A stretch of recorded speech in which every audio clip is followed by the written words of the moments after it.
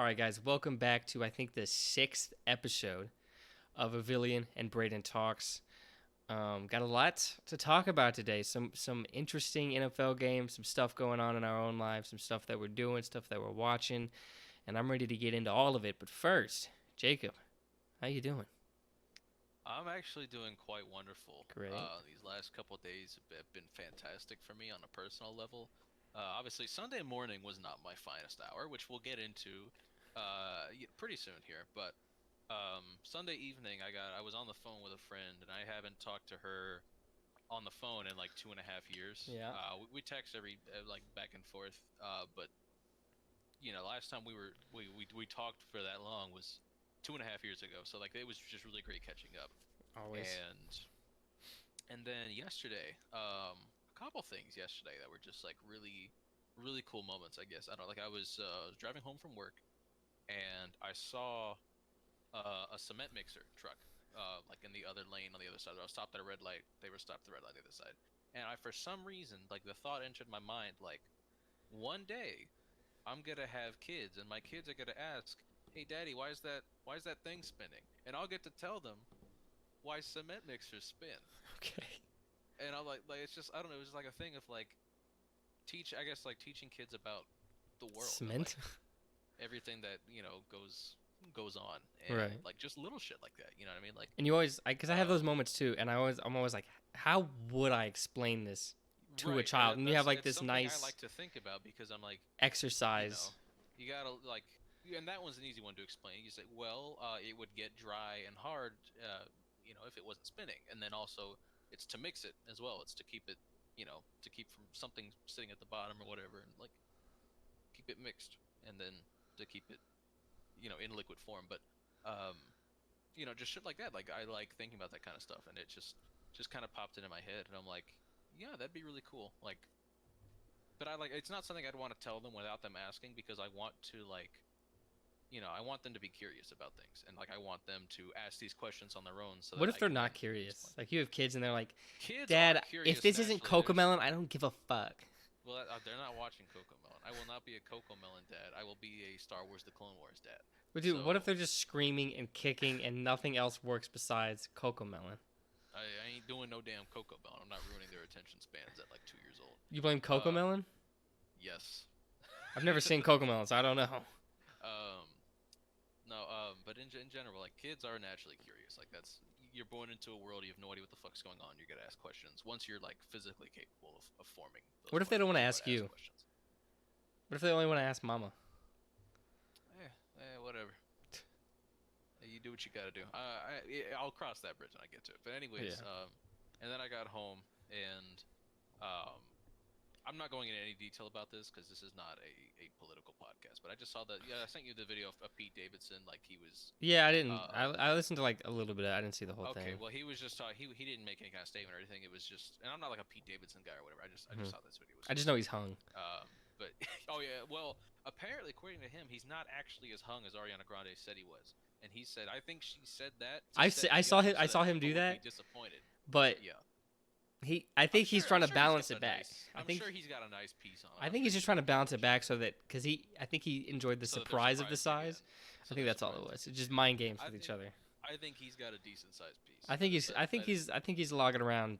I'm gonna go with a nice cool. It's like seven and a half. that's what I'm saying. 7.5 is probably where my head's at. Because like if you say like it's huge, you're expecting like 9 or whatever. So for him to be like, well, it's not huge, I think that more reasonable expectations they see 7.5. I Like, mean, I oh wouldn't mind yeah, seven and a half. yeah. No, if I was a woman, I'd Never be okay measured. with it. You know what I mean? Oh, I meant. But any. oh, oh. Wait a minute. Okay. Yeah, I could. If that's I where could your also mind live with went. having. I could live with having 7.5. But anywho, um, yeah. But he talked about how his father passed away in 9/11. Mhm. He was a firefighter Right. in New York City, and he was just talking about like embracing comedy through tragedy, and like no one deserves to suffer, and especially not children, children in either country right Yeah, now. either side. And then the video immediately after that I saw was a kid on his 12th birthday. He opened up a couple of presents, and they were dog toys Yeah. because he had been asking for a dog like his whole life. Hmm. And then his dad walks in behind him holding a puppy, and So his mom was like, I guess we're gonna have to get you a dog now because he opened the dog toys, and then he turns around, sees his dad with the puppy, and he started crying, and then I started crying because I had just, I had the thought pop into my head of like, teaching my kids about the world, and then I saw, the Pete Davidson video, and then I saw this video of a kid getting a fucking puppy. Like, that shit gets to me. I'm not afraid to say it. That shit gets to me. So it was good tears, happy tears, but I started crying a little bit yesterday. Just a nice moment, I guess, for me. Yeah. And then my cat slept in the bed with me last night for the first time in like a month. He never sleeps in my bed anymore. He always sleeps by himself. But last night he slept in the bed the whole night. Oh. So shout out Bowie. He's Cute. a good cat. So that's it for me on the personal stuff. It's been a nice last few days. Yeah. I feel good. Not much has happened with me just because, I came back from South Carolina Friday, I think is when I came back. Not much has really happened. I'm trying to think. What day is it? Okay, so this upcoming Monday I turn 21. So that'll be happening. Nothing really planned. No plans for your 21st? Going to Chili's. That's what I do for my birthday every year. Are you ordering something different this year? Fuck no. Look at that triple dipper No, every I don't time. mean food-wise. I mean Oh, probably. Yeah. My biggest plan is just to buy. For years, I've heard in songs like you talk about Coca-Cola and Henny as a mixture, and for years I've wanted to try it. I've never had Coke and Henny, but like Coke and like a lot of drinks like that in general. Like I like whiskey and Coke. I mean, I know I've had you know what I mean? Like, Coke and other like stuff. Rum and Coke is good. Like I think that's you what mix Coke with a lot of shit. Yeah, I've had Coke with stuff before, but just that specific one, I've heard about a lot. Go get yourself a bottle of Henny on your Marchand. Yeah, I'm gonna get like a small thing of Henny and then like a 6-pack of like the bottles. Yeah. And just take a sip, a little bit out, put some in there. Yeah. Just get, I don't know. We'll see what happens. Yeah, have some fun. But Let me know how it goes. that I just ordered my Halloween costume. I still got to get Dirk's portion of his, but You guys doing matching costumes? Oh, every year. Hell yeah. Every year, because we've done Shaggy and Scooby, Pokemon Trainer and Houndoom. That one was my favorite. Liberty Mutual, Doug and Emu, and then Dirk, how old are you? Woof. 29. That was his response. So he'll be 20. So he'll be 4 or 5. 4. Yep. But we missed. But we didn't do it when he was 0, like not 1 yet. Yep. Because I got him right after Halloween. So this will be the 4th one, and this one's gonna be Hades and Cerberus. Fuck yeah. So I just gotta get like a pretty decent collar, and I'm just gonna like either sew on or just like tape just something to like stuffed animal dog heads. I'm gonna have to buy stuffed animals and rip the heads off. Oh. Just. Well, no, let Dirk rip the heads off. No, because he'll like. He won't do it right. Eviscerate the heads. Yeah, the head will be You can give him the corpses. And I still need like some of the stuffing in there, and he would just de-stuff it. Yeah, give him the corpses when you're done then. No, because he'll eat them. Like he'll eat them, and it's like Dirk, don't eat that. Oh, never mind. Don't give him the corpses. Yeah, but yeah, and then I'm gonna be treating myself to a new Power Ranger toy. It's been way too long. I'm pointing to my Power Ranger collection that people can't see right now. I've got a shit ton back there. And wait, actually, speaking of, because I just recently uploaded a new Power Ranger video because this newest season came out, so I redid my like tier list, and that video is done pretty well. It's sitting at like I released it a day ago. It's at 155 views. Fuck yeah! It's like it's doing for me, for my channel. That's doing numbers, dude. That's doing fucking numbers. That's huge. And I didn't even like upload, because usually, when I have a video I care about, I'll like try to find a subreddit to upload it. I'll do a whole bunch of different things trying to get it out there. This one I didn't really do anything, but it's fucking booming. It is booming. And then AB when talking, business is booming. But talk about, and then I streamed some of X-Men Destiny because I want to finish that game for Weevil, and I've decided I'm not finishing that on stream because it's so fucking bad, dude. It's so bad. So I switched over to Mario Kart, and I'm going to be unlocking all the stuff on Mario Kart Wii. Hell yeah. Which is, like, it's aggravating me, but, like, in a good way. Like, how people know how Mario Kart is. When you just get hit by one thing, you get hit by fucking a billion things. I accidentally slammed into a wall because I like drifted wrong, and then just like 10 racers just zoom past me. I go from like first to 12th immediately. But yeah, I'm gonna be doing that, and then I still gotta finish. I got like so many video ideas in my head that I'm trying to like work on, and I'm gonna like sit down and set different days of like this is like a watching day because a lot of my content is like based off of TV shows or movies. So I'm gonna set a day where I'll just sit down and just watch a whole bunch of shit, take notes, and then another where I just sit down and write everything. Got a whole different but shit's coming. Shit's coming soon, man. I like what I'm doing. I like where I'm at. I like what you're doing. But I think it'd be more fitting if we start with some Titans talk because I feel like there's some quarterback stuff going over there that might be a little more interesting to talk about if you want to get into what's going on with the Tennessee Titans. It may not be quite as interesting as we'd hoped, and the reason being is because Mike Vrabel said that Ryan Tannehill's ankle injury, it's his right ankle again, just like it was last year against the Chargers. Well, it happened earlier than that, but then he tweaked it again against the Chargers, and that's when he needed the surgery and was out for the rest of the year. Mike Vrabel says Ryan Tannehill will not require surgery, and if that's the case, I mean, he could very well be back after the bye week, which is worst case scenario. I do not want to see this motherfucker playing against Atlanta. I want to see Will Levis. We saw. We have the same bye week. Minutes. Yeah, we sure do. So it's going to be a very quick Titans and Cowboys segment next week. Well, there just won't be one. Well, we can talk about maybe what we're looking forward to for the following week if there's any news that comes out. Like if there's news about Tennessee, we'll figure something out or whatever.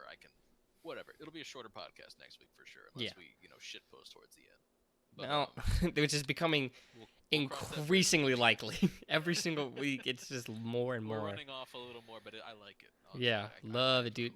Guys, stick to the end. That's when, honestly, that's when this shit gets good. Yeah, because I mean, you can get the football shit anywhere, right? Yeah. You know, like I get it. Like, it's fun hearing different people's opinions, regardless. But realistically, you can get good football coverage in a lot of places. And for being honest, you can get better football coverage elsewhere. Don't tell them that. Don't tell them that. What the fuck's wrong with you? Come on now.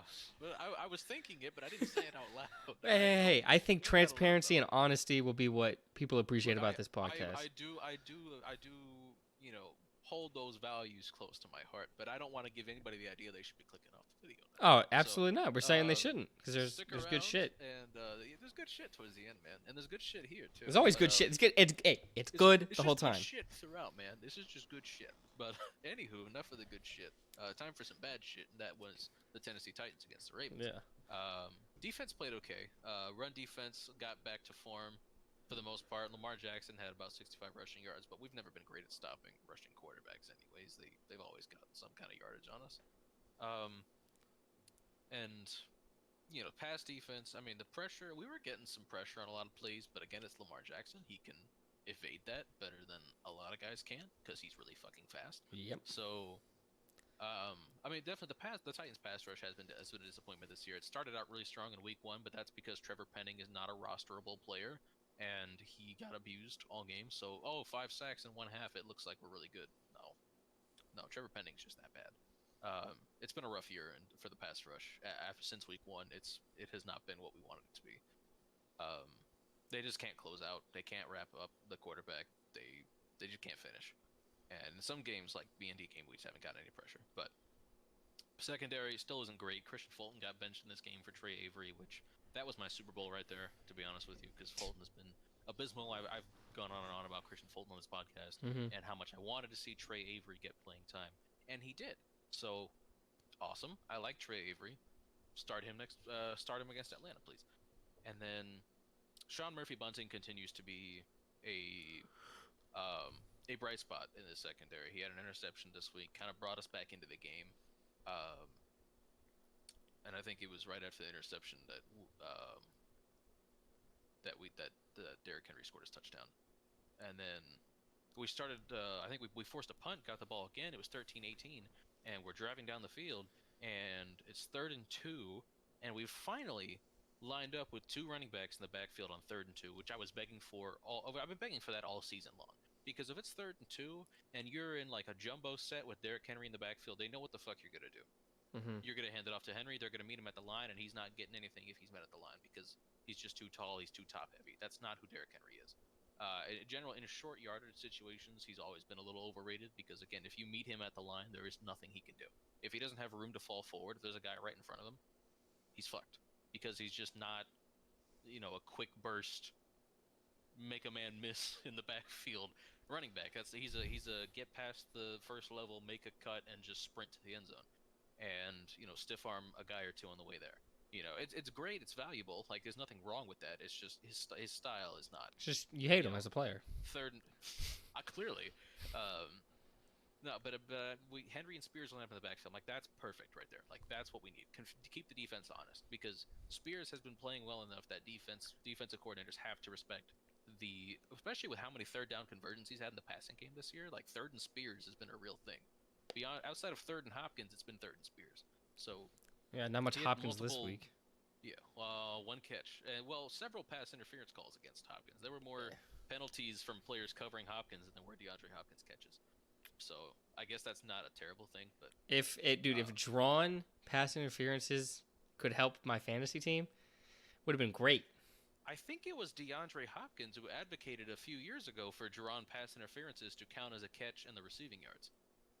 I'm pretty sure it was him who advocated. Hey, he's doing his best. He's like, dude, I'm trying. I'm doing my fucking best for you. I need production. Because I think he had like one catch for 22 yards or some shit. Yeah. Malik Willis had him wide open, just didn't see him towards the end of the game. Dude, just get into the Malik talk. That's what we're here for. Yeah, you know what? I'll fast forward. We saw 12 minutes of Malik, and that's 12 minutes too many for me. I've seen enough. I was excited to see Malik this year because he looked much improved in the preseason, but that man just refuses to let go of that football. He's in love with it. I did see this. I didn't see the whole game. I did see Malik time. I saw some Tannehill time, and then he left. Yep. But I saw all of Malik time. No awareness, it seemed like. But I was going to say, real quick, just on that 3rd and 2, Henry and Spears both got open, and Tannehill throws an interception deep downfield. And I haven't seen the all-22. From what I've heard, Shig was open, but Tannehill, of course, had no drive from his leg because it was on a bum ankle again. So, in that case, you just take your damn check down. It's 3rd down, it's short yardage, just throw to the open Spears or the open Henry. But the Malik talk here is that he sucks. Yeah. And he's just not... He does not play like an NFL quarterback. He does not know how to read the field. He has no awareness whatsoever in the pocket, has absolutely no presence about him in the pocket, and these are essential traits, man. Like I can live with, inconsistent decision making. I can live with inconsistent accuracy. He's in year 2, like he's not a finished product, right? But right. The basics of playing quarterback, the only fundamental thing that really looks better for him this year is his footwork. I will say his footwork, from what I saw on Sunday, he looked like he was moving more comfortably in the pocket with his feet. He didn't have happy feet like in drop back situations, but as soon as his internal clock went off, he would start running, but he wouldn't get rid of the ball. He would start running, but just keep running, but behind the line of scrimmage, but not even seeing the open receivers while looking downfield, which I don't know how that happens, but and then he would get sacked. And people can blame the offensive line all they want. The reality is Tannehill took 2 sacks in 48 minutes. Malik took 4 sacks in 12 minutes. And some, I think, got wiped away. Line problem. That's not an offensive line problem. That's a Malik problem. And you're right. One of those, there was a penalty, so it was 5 sacks that he took. And it's just one of them was a penalty. Jesus, yeah. But I was watching. I was like, dude, do anything other than what you're doing right now, please. Oh, and then in the red zone, he had Tyjae Spears wide open in the end zone. He just didn't see him. And I would give my left nut to have seen 2 straight weeks of a Tyjae Spears touchdown. So sorry to interrupt, but Dirk, dude, ripped, disgusting ass. Oh my God, I'm just like dying over here. My cat's purring behind. Hold on, I'm gonna go light a candle real quick. Yeah, you're good, man. You do what you must. Fuck, dude, what the fuck? All right, man. Well, guys, while Brayden's gone, I'm gonna do my podcaster voice here. So, I'll give you a play-by-play of what's going on. So Brayden has re-entered the frame. He has a candle in his hand and a lighter. He's lighting the candle now, and he was efficient with that. That didn't take long at all. Oh, never mind. He said it's fighting him. He's still going. There we go. The candle's lit now. It's right next to him, and he's putting his headset back on, and he's back. Oh yeah, a little play-by-play. The people missed you. How sweet.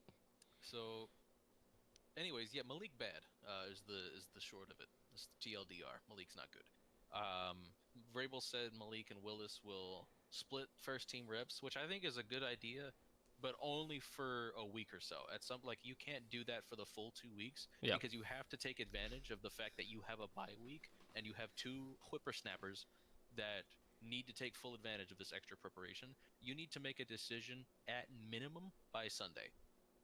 But honestly, it should be earlier than that. Like, it should only take you a few days to make this decision because you need to take advantage of the fact that one of these guys is going to have 2 weeks of preparation. Yeah. And if you deliberate too long as far as who your guy is, like, I don't care if you want to see Willis again. If that's what Vrabel decides he wants, like, whatever, right? But you need to decide it early because you can't go out there unprepared because you didn't commit to a game plan until the week of. You have a bye week. You have to take advantage. So that's the long and short of it. I want to see Will Levis next week because I've seen enough of Malik. Levis is a better fit for the offense. He ran basically the exact same offensive scheme that we run now. That's what he ran at Kentucky. He's familiar with these concepts. He was in an NFL offense, unlike what Willis was in at Liberty. Mm-hmm. Yeah, just play him. Fuck it. I want Levis. I want to see Levis. I want Levis to get the extra preparation. I want Levis to make his first career start wearing the fucking Oilers throwbacks. I mean, that's what I want to see because that's what we're wearing against Atlanta. Oh. So give me Will Levis in the Oilers threads against Atlanta. Ooh, dripped next out Sunday, not this upcoming one. But I mean, Levis was taken higher and taken sooner, taken closer. by this regime. Yeah. John Robinson was the one who drafted Malik Willis.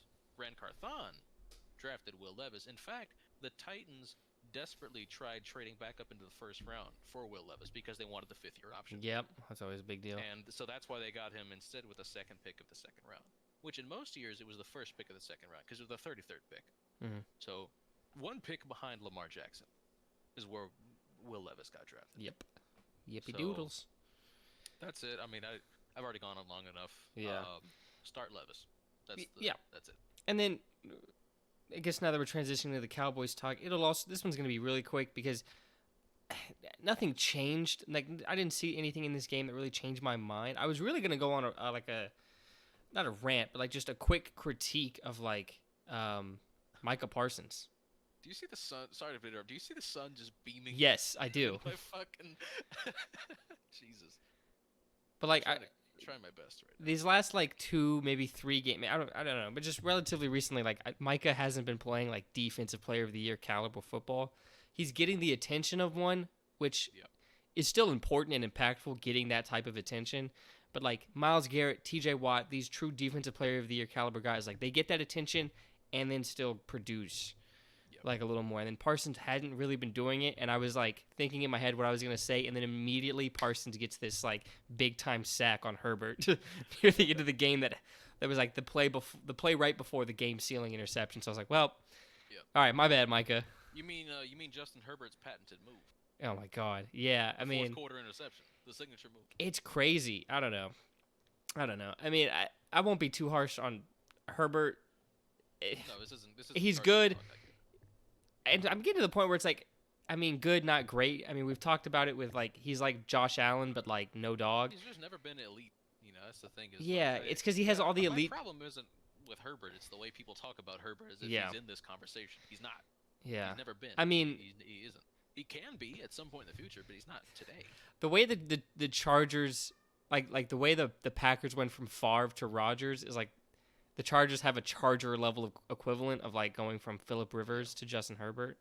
Yeah. Because Justin Herbert is because he is like Josh Allen where he has some of this variance, but he doesn't have the high end Josh Allen that we can see. But but at the same time he doesn't have the complete meltdown level that we see of Josh Allen that we'll talk about a little later. Josh Allen's worst games are worse than just about anybody else's worst game. But his best game is definitely better than anybody else's best game as well. So yeah, because I mean, he's a beast. But I mean, I was just watching this, and I'm thinking to myself, is this Dak Prescott's best game of the season? It is, and we scored 20 points. Yikes! That's a Mike McCarthy issue. And I was gonna say, I've said before, I don't think Dak is a bad quarterback. And like I said, for an offense to be good in the NFL, you need either a great quarterback or a great play caller, and we don't have either. We have a terrible play caller and a good quarterback. Yes. And but I still do. I am still ready to like roll the dice on a quarterback again. Well, I think. Oh, sorry. You'll probably say something of like relevance. I was gonna agree with something that you've told me throughout the week. Unless you want to, if you know where I'm going with this, you can say it first. I don't. Not off the top of my head, I don't. Okay, well, you've said multiple times Atlanta would be a much better team Yes. than Dak Prescott, and I agree with you wholeheartedly. Yeah. I think that's. I don't think Dak's going to be available, but if he was, like Arthur Smith should get on. Well, he's not the Arthur Blank. Excuse me, should get on the phone. Yeah. That's just perfect. That's just oh my god, that's perfect. But Dak is looking better. I hope that this is the game that they realize like, oh, Dak can move again. Dak can move. He was moving extremely well, like within the pocket, extending plays for throws, and then rushing himself. He looked. I watched that play. Yeah. Where he like spun out of the pocket and avoided the sack. His movement is great. So like we could be getting high end Dak Prescott again because it seems like he's starting to like feel good about moving again, which opens things up so much. But like he's gonna be held back with Mike McCarthy by a lot because Mike is. If I see him call run plays for 1 yard back-to-back times again that force us into 3rd and 8s, 3rd and 9s, I'm going to lose my mind. It's insane. Like, especially because the defense we were going up against, like, their front was playing really well. The Chargers' front was playing well against Dallas. Yeah. But the reason that the Chargers' defense has been made fun of so much isn't because of their front. I mean, maybe it's not playing to the level we expected with, like, some people's expectations with Bosa and Mack, although I don't think Bosa played. Mack is not Mack. Though. Yeah, he had the one. He had the greatest revenge game I've seen in a while, especially at least from a defensive player. He was Khalil Mack for a game. Yeah, but he's not Khalil Mack. But still, like the defensive front played well. But what's been getting attacked and like the reason this Chargers defense has been bad is the secondary. That like I don't know. I don't think we tested as much. I mean, he threw 30 times, but it just like I felt like at some point a switch was flipped and we kind of started moving a little better. But I don't know. I mean, Mike, he gets a bye week to adjust, and maybe seeing this game, seeing Dak move, maybe that'll open things up. And like Mike, I guess I can lay off Mike a little bit because he hasn't been a play caller in a while. So I think that there could be rust there that he is able to kick off, and he could get better. But like, I'm not optimistic about that at all. Mike's got to go. Yeah, Mike's that will not change this season unless I see us go to the championship game, like the conference championship. I think if we go that far, I'll say, okay, you know what? Fuck it. This is enough. We've been progressing every year under Mike. I'll be willing to run it back, but like it's gonna take that because I think we lost in the wild card round, then we lose in the divisional round. If we lose in the conference championship, I'm like, you know what? That is progression, and this is better than most teams are getting. So I wouldn't hate running it back. But I just don't see that happening. Like, Philly's better than us, even though Philly isn't what Philly was last year. Niners are better than us. That was, like, that was proven tenfold. And Detroit's better than us. Oh, absolutely. Detroit. No shade on Dallas. Detroit is awesome. Detroit's great. I think Detroit, I'll still give Niners the one spot, but right now, I think Detroit's better than Philly. I was going to say that later on. We'll get okay. I think Detroit at this point might be the number 2. Yeah. I think you had Detroit as your 2 seed in your quarterly predictions, didn't you? They might have been like the 1 just from record. Oh, maybe the 1. I don't know. Like the 3 teams, my top 3 teams all have the same record, but I think like Detroit. I know you were high on Detroit in your quarterly predictions. I was. Yeah. But I don't think I had them. 2 weeks from now, we'll see what we think of then. But. Yeah, because we'll be doing the halfway, which things are already going to be a lot different. Yeah. Because like Bengals I mean, the win wasn't beautiful, and we'll get into it later. But like they're starting to look more like the Bengals we know. So they'll and the NFC North isn't looking too hot. There's one team we'll talk about that did have a great week, but. I don't know. I mean, I think even they didn't play their best ball, but they still looked. We'll get into it. I mean, I'm ready to move on just because I'm the Cowboys. It's just the same stuff. Yeah. Like I want Mike gone. I'm ready to roll the dice on a quarterback again, but Dak has the ability to like change my mind on that. Mike Right. does not have the ability, like I said, unless we go farther in the playoffs than we have before. Unless he does that, he just cannot change my mind. Like Dak, I could see a world where wild card loss, and I'm willing to bring Dak back, but there's just no world wild card Yeah. loss. I want Mike back, but I'm ready to move on. Did you see this game at all? I have one thing to add. Okay. I didn't because I took a nap and then I had to eat dinner and then it was I was busy last night. But I have one thing to add. Speaking of wanting Mike gone, and I'm not ready to say, Vrabel needs to go, but I think the seat's getting hotter only because he is completely out of touch with the reality of what this football team is right Oh, now, and that is it because he keeps hammering home every time a reporter asks about Malik or Levis, he's like, "Well, if Tannehill's healthy, he's our guy." Shut the fuck up. yeah. Shut the fuck up, Mike. I mean, seriously, like, I'm sick of this shit. Like, what are we? What is the ceiling of this team? We're 2-4. Tannehill does not have the arm strength that he used to have. He is a statue in the pocket. Derrick Henry's not getting any younger. And quite honestly, there have been plays this season. There was a play in this game. Derrick Henry had like a 64-yard run. Derrick Henry 2 years ago is making a house call on this run. Mm-hmm.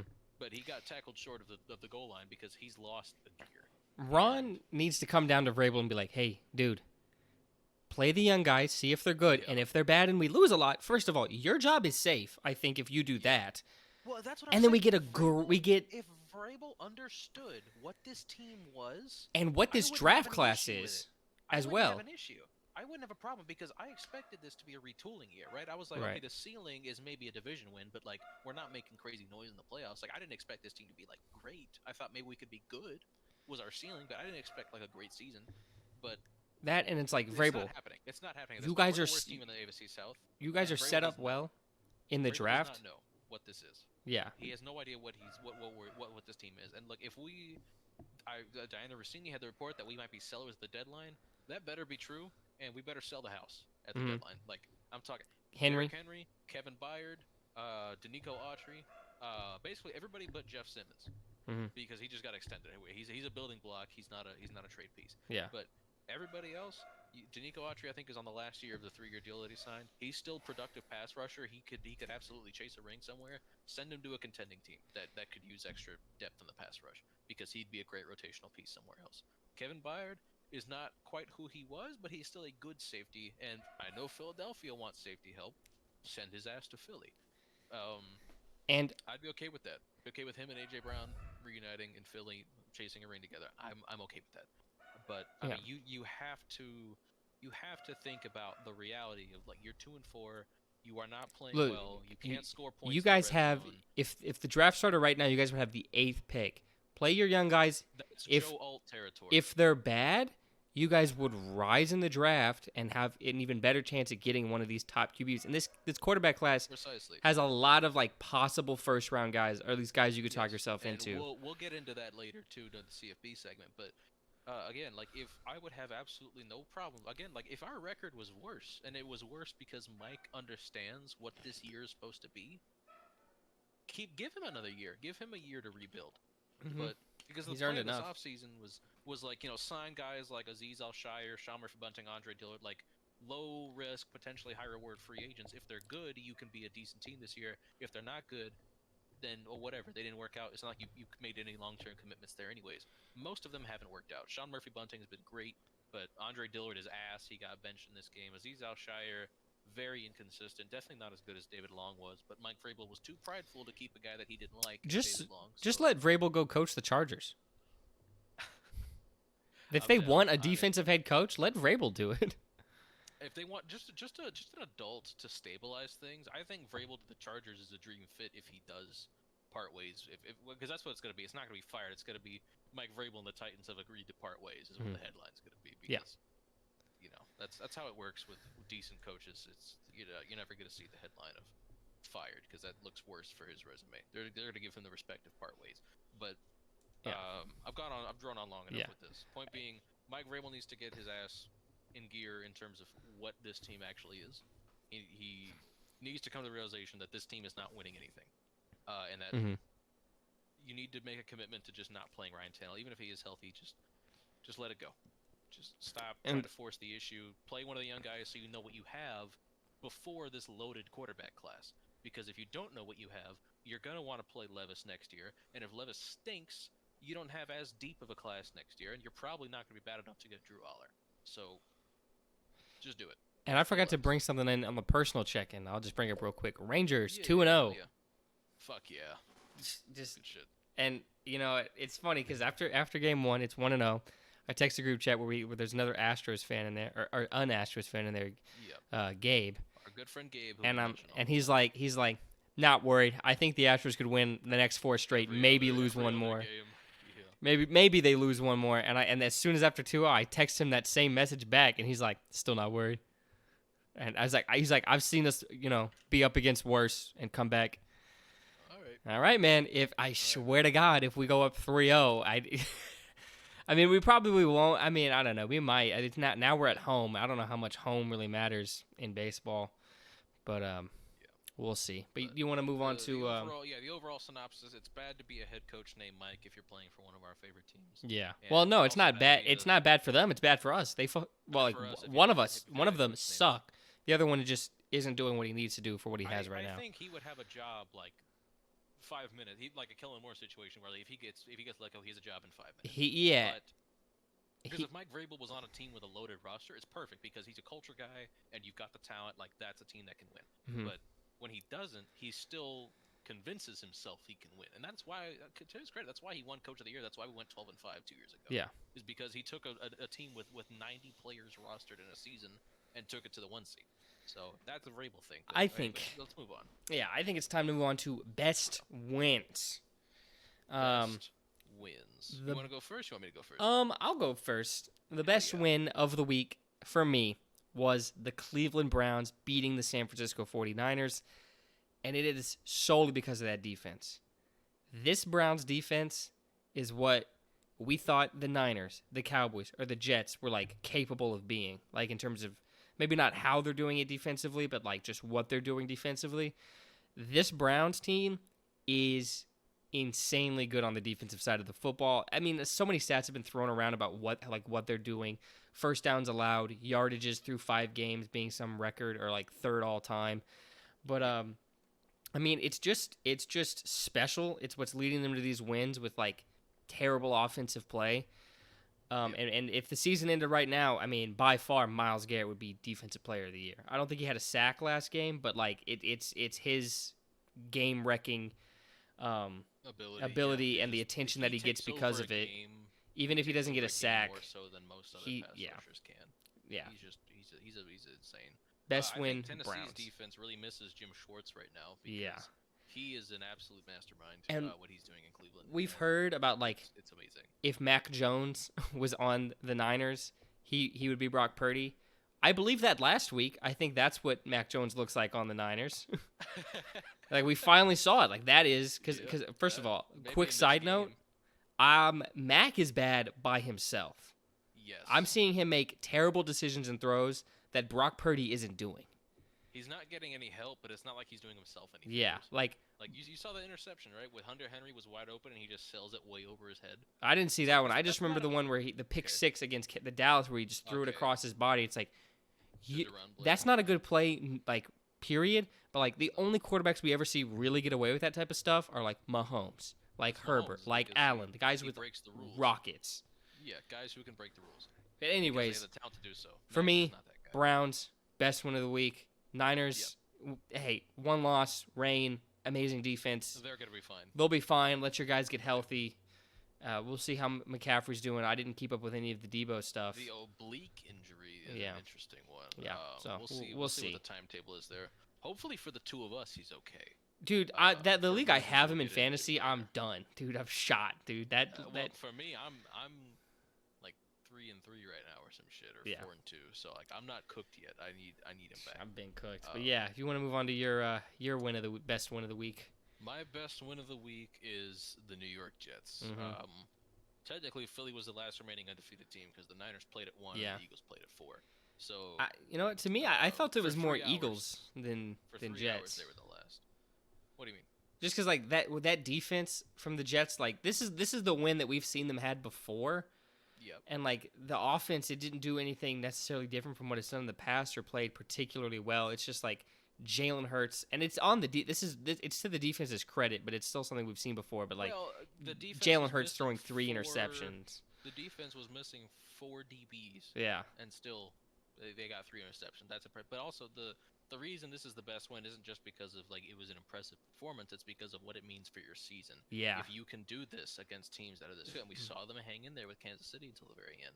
I mean, I already had the Jets making the playoffs in our quarterly prediction, and this win I had marked as a loss for them. So this, yeah, I definitely think they're making playoffs. And the real question is, you know what? I'll let you go off, and then I was gonna say, we saw Aaron Rodgers. Yeah, this is where I was going. With no crutches, no boot, nothing, throwing 5 weeks after tearing his Achilles. That should be a career killer for a 39-year-old. And this guy doesn't give a fuck. Crazy. He is off of what he's doing. All these non-prescription painkillers and the ayahuasca, whatever he's taking. And he feels fine. And he's doing. I think he's doing his best to purposefully be seen and showing him doing these things to give hope to that team, so they keep trying and having performances like this. This is a morale booster. Yeah, he's smart for doing this. It's so intentional.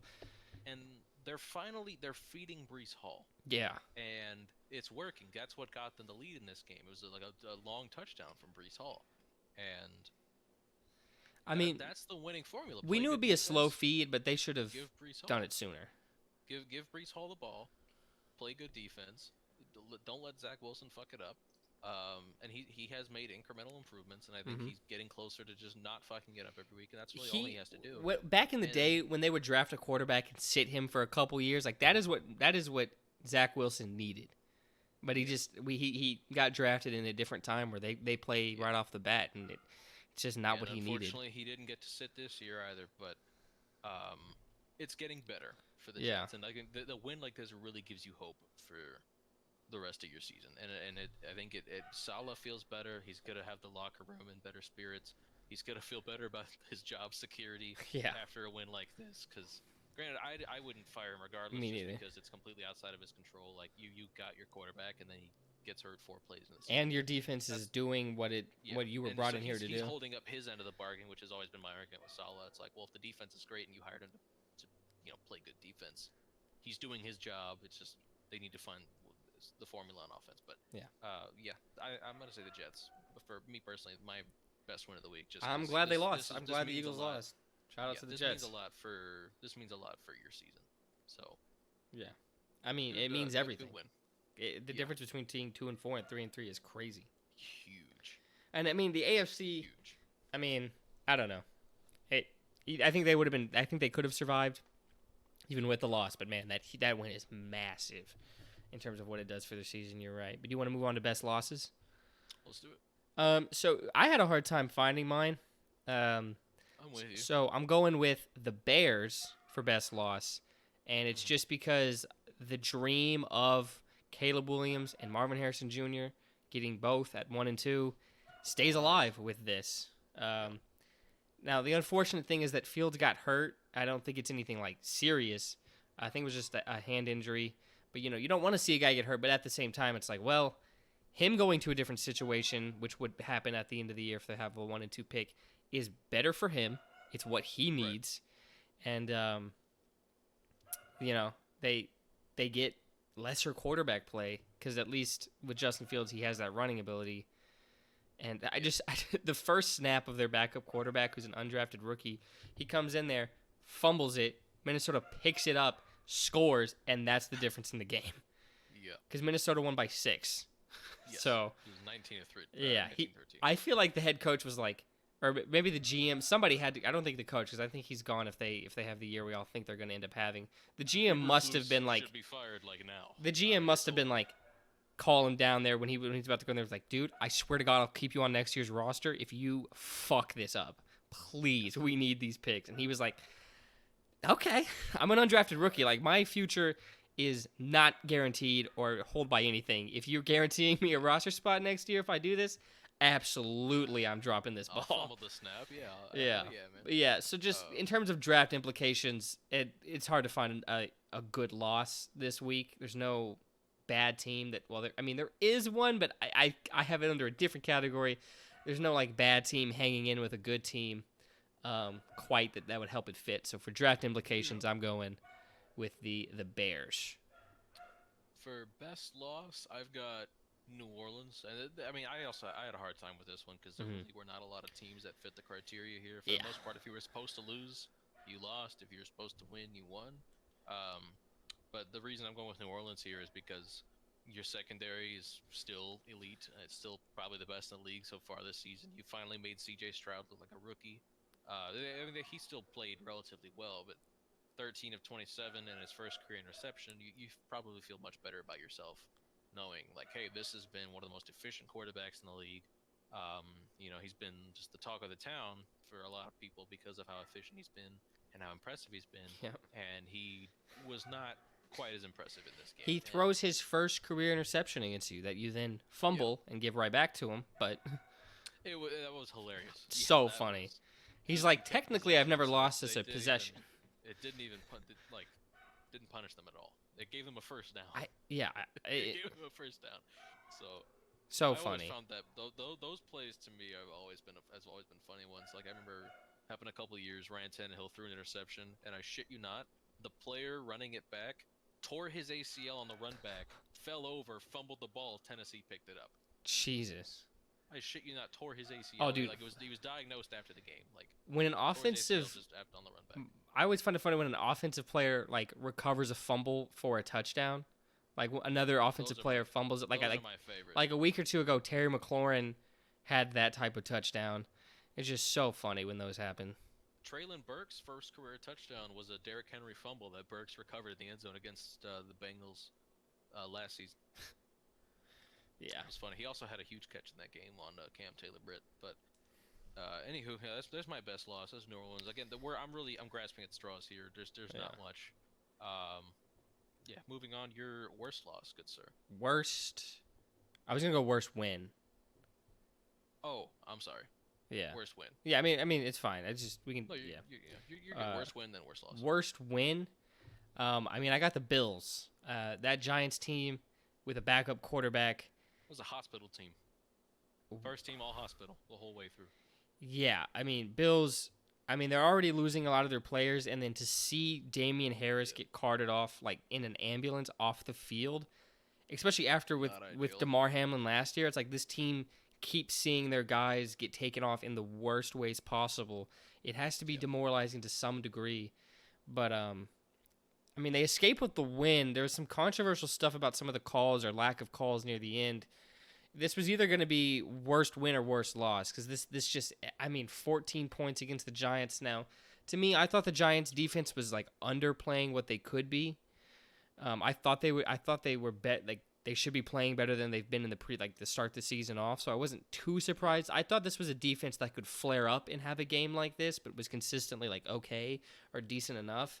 But it's just been like a kind of a bad defense that has spiked up against the Bills. But it's hard to credit the Giants for it when we've seen the Bills have these meltdown games over and over again.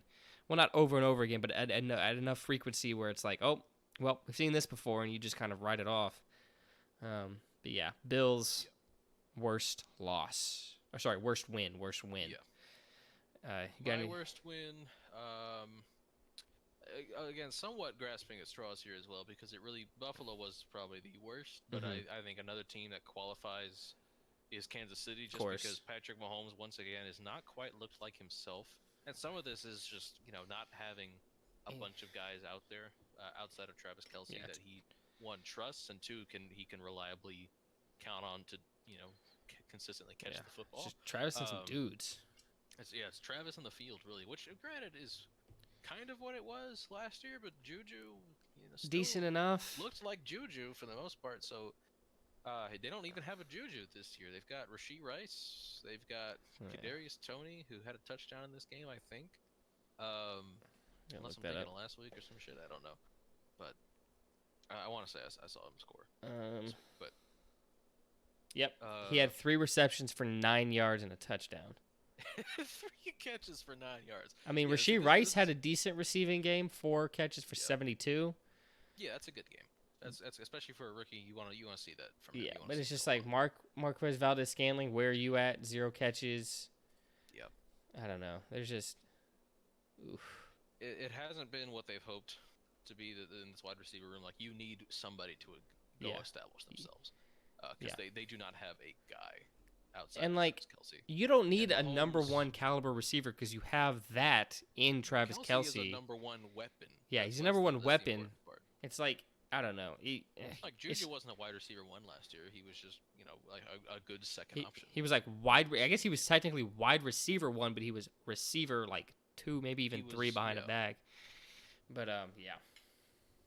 Yeah, but I mean Isaiah Pacheco continues to look good, but Patrick Mahomes not his best performance by any stretch. But again, it's Denver, so it's an automatic win every time Mahomes plays them. It's just it's so funny because like the team that has given him individually the most trouble has maybe been the Broncos, but just haven't. He can't lose. He still can't lose against them, which is crazy. His first career game was the last week of his rookie season.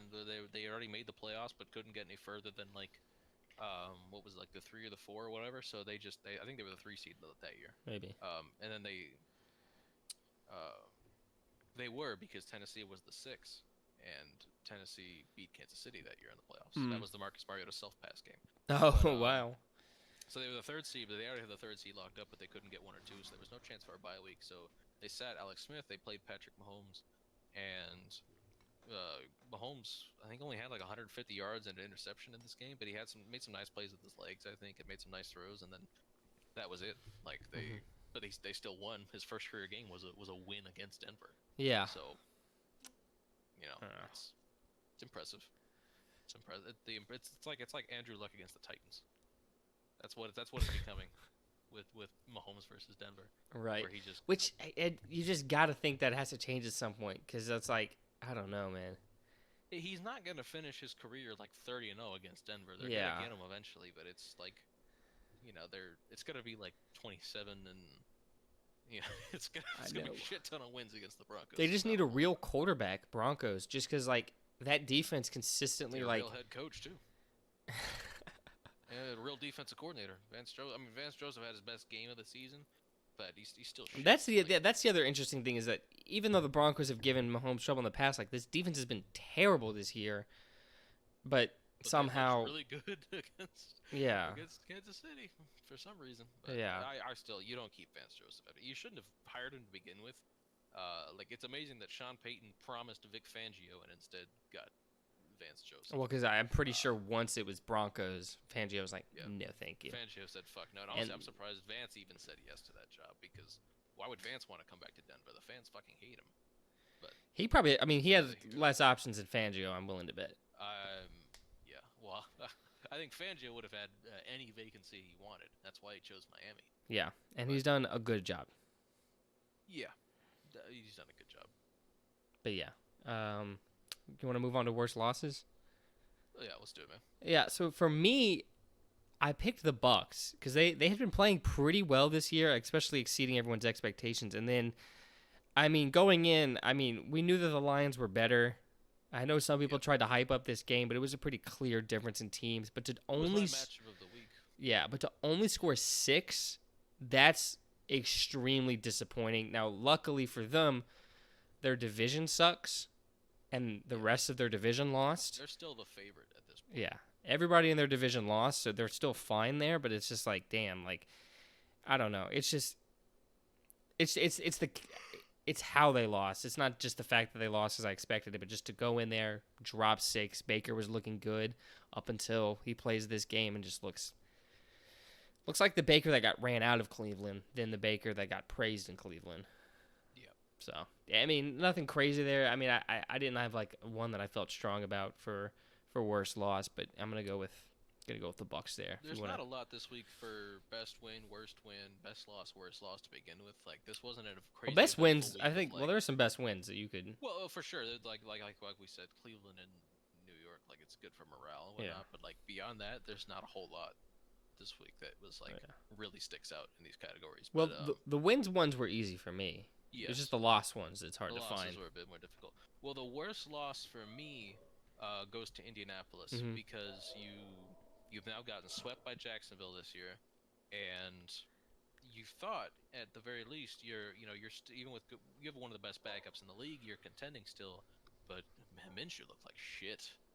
I mean, he was bad. And then Shane Steichen as well, like probably his worst game as a coach so far. I mean, Was there's a this game. difference The play calling between was not great. for Minshew. There's a difference between coming into a game where they haven't game planned you and surprising them with what you're capable of versus what the starter is, versus getting game plan for and like whole different game for him. Jacksonville is obviously familiar with Gardner Minshew. That as those well. Guys on defense have practiced against him several times before. And then, like I said, Steichen not good in this game. Julius Brents wasn't great in this game. But Minshew is the biggest. Yeah. Because, like, obviously, Steichen's got to be fine. Like, Steichen will have bad games. He's a rookie head coach. I'm not worried about Steichen at all. I feel great about his future.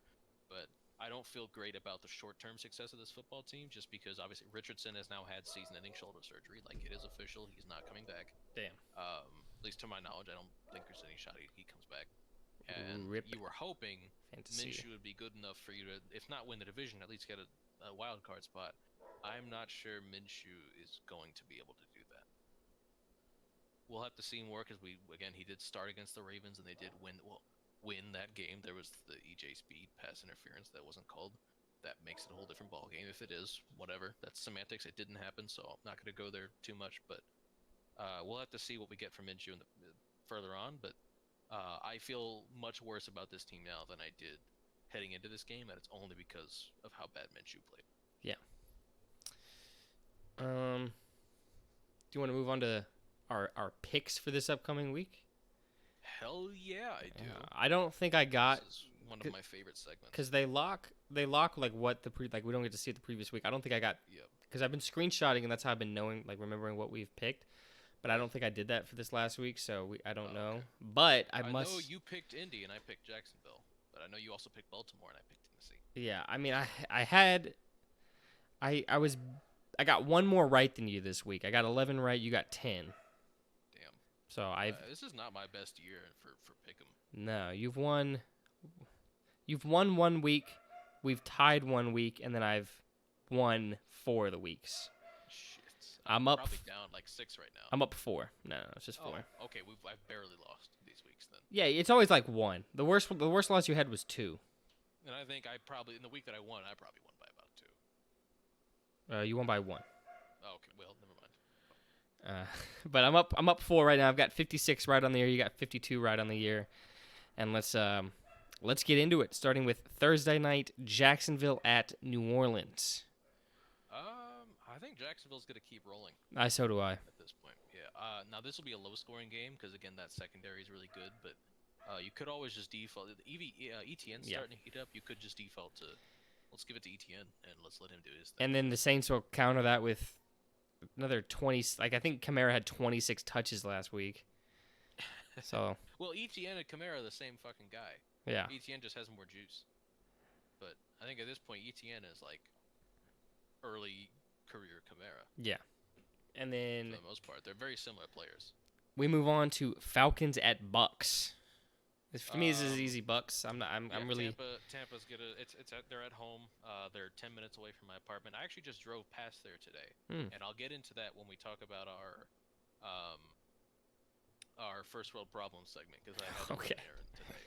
It's a place that I despise. I mean, the Bucks even in the loss held Detroit to 20, so I like their chances. The defense is great, and again, the offense is going to produce more against other teams. Like Detroit's defense has taken huge strides as the season's gone on, and in general, they haven't been bad at all, but they've gotten better this year certainly than they were last year, and they've maintained the momentum that they built up from last year.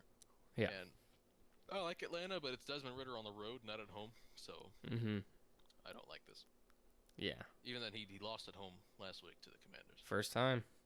Yep. Yeah, but then we have bound to happen eventually. Bills at Patriots. Bills Patriots suck. Like I said, I got burned last week because I picked them to beat the Raiders after saying I wouldn't pick them to win another game all season. Yeah. I'm now actually not picking them to win another game all season unless the matchup is just too strong. I don't know what team out there that's the case. The spread is only 8.5 on this game. Probably because I'm guessing because the Bills are coming off the game they had and divisional game. It's divisional. I think Buffalo. This is a bounce back game. Oh, for sure. Oh, imagine you struggle against being allowed to have a bounce back game after a win. Yeah. Yeah, you struggle against a hospital team. Yeah. You're gonna do much better against a divisional opponent. You're gonna take care of business. Yeah. I hit like Buffalo by a million. I might bet them to cover. And then Browns at Colts. I watched Gardner Minshew fail against the Jags defense, and I was supposed to expect him to perform against Jim Schwartz. Yeah. No. I just It's got to be Cleveland. I got to know who's the starting quarterback for the Browns. Because if it's Deshaun, I'm not picking them. If it's P.J. Walker versus Gardner Minshew, that's certainly one of the quarterback matchups we've ever seen. Yeah. But I mean, regardless, I'm picking Cleveland to win this game. I mean, could Shane Steichen scheme against this Browns defense? I mean, we see a bounce back game from him. I wouldn't rule it out, but I don't know. It's not an easy game to predict. The spread's only 2 for a reason. But I think Cleveland. You know what? Fuck it. All right, man. Give me the Colts. Fuck the Browns, because I don't like Deshaun, obviously, and they gave him that money. And then I want the Bengals to win the division, so I need the Browns to catch these losses. So I'm going Colts. But then now this is my matchup. Yes, it is. I love this. I cannot wait to watch this game. Mm-hmm. We've got Detroit at Baltimore. Yep. I'm going to take Baltimore, but this game's going to be fucking awesome. I got Detroit. I figured you would, and I'm okay with that. I'm riding. It's a close one. It's going to be a good one. But the spread is only Baltimore -3 on this one, so it's close. I think Detroit covers. I think this is like a 1 or 2 point game. I wouldn't bet Baltimore -3. That seems like a dangerous game to play for me, but we'll see. I mean, the thing with the Ravens is they kicked 6 field goals last week. You can't do that if you want to beat the Lions. Well, it's Tennessee's red zone defense is pretty good. All right, and then we have the Raiders at the Browns. Or the Bears, my bad. Yeah. I don't want to keep picking against the Raiders because it's working. It's crazy, but I'll take the Raiders. I kind of feel like Chicago's going to find a way to win this one. I don't. Especially if I just refuse to believe Josh McDaniels is going to have a winning record through 7 games. I think Josh McDaniels and Jimmy Garoppolo Jimmy wins regular season games. With Kyle Shanahan. I mean, he's doing it with McDaniels. Between Shanahan and McDaniels. He's doing that with them, too, so... Not to no fault of his own. I'm just saying, Jimmy's winning, man. I'm gonna ride it. I mean, he's not playing well, but he's winning. I'm gonna pick Chicago. I need Devontae Adams to be Devontae Adams again. I'm picking Chicago. Yeah. All right. And then Commanders at Giants. Commanders. Yeah. I mean, yeah. Giants. It doesn't really matter who's playing quarterback. I just don't like that team. Yeah. Now, I'm not super confident in this pick. But no, I mean, this one could be one of the ones that get upsetted, but I'm not. It's a divisional game, too. Like divisional games are weird. The spread is only 2 on this game for a reason. Especially with it being in New York. Yeah. But home field advantage, I've seen that it hasn't mattered as much as it had in years past just because of better like headset systems and stuff like that. Fan crowd. It was either last year or the year before. Road teams had a winning record. Damn. Yeah. Yeah. In this day's NFL, bro, the home field advantage does not mean quite as much. And then we have Cardinals at Seattle. Bounce back Seattle game. Bounces back. Yeah. I think Seattle gets a win here against a doormat in the division like you.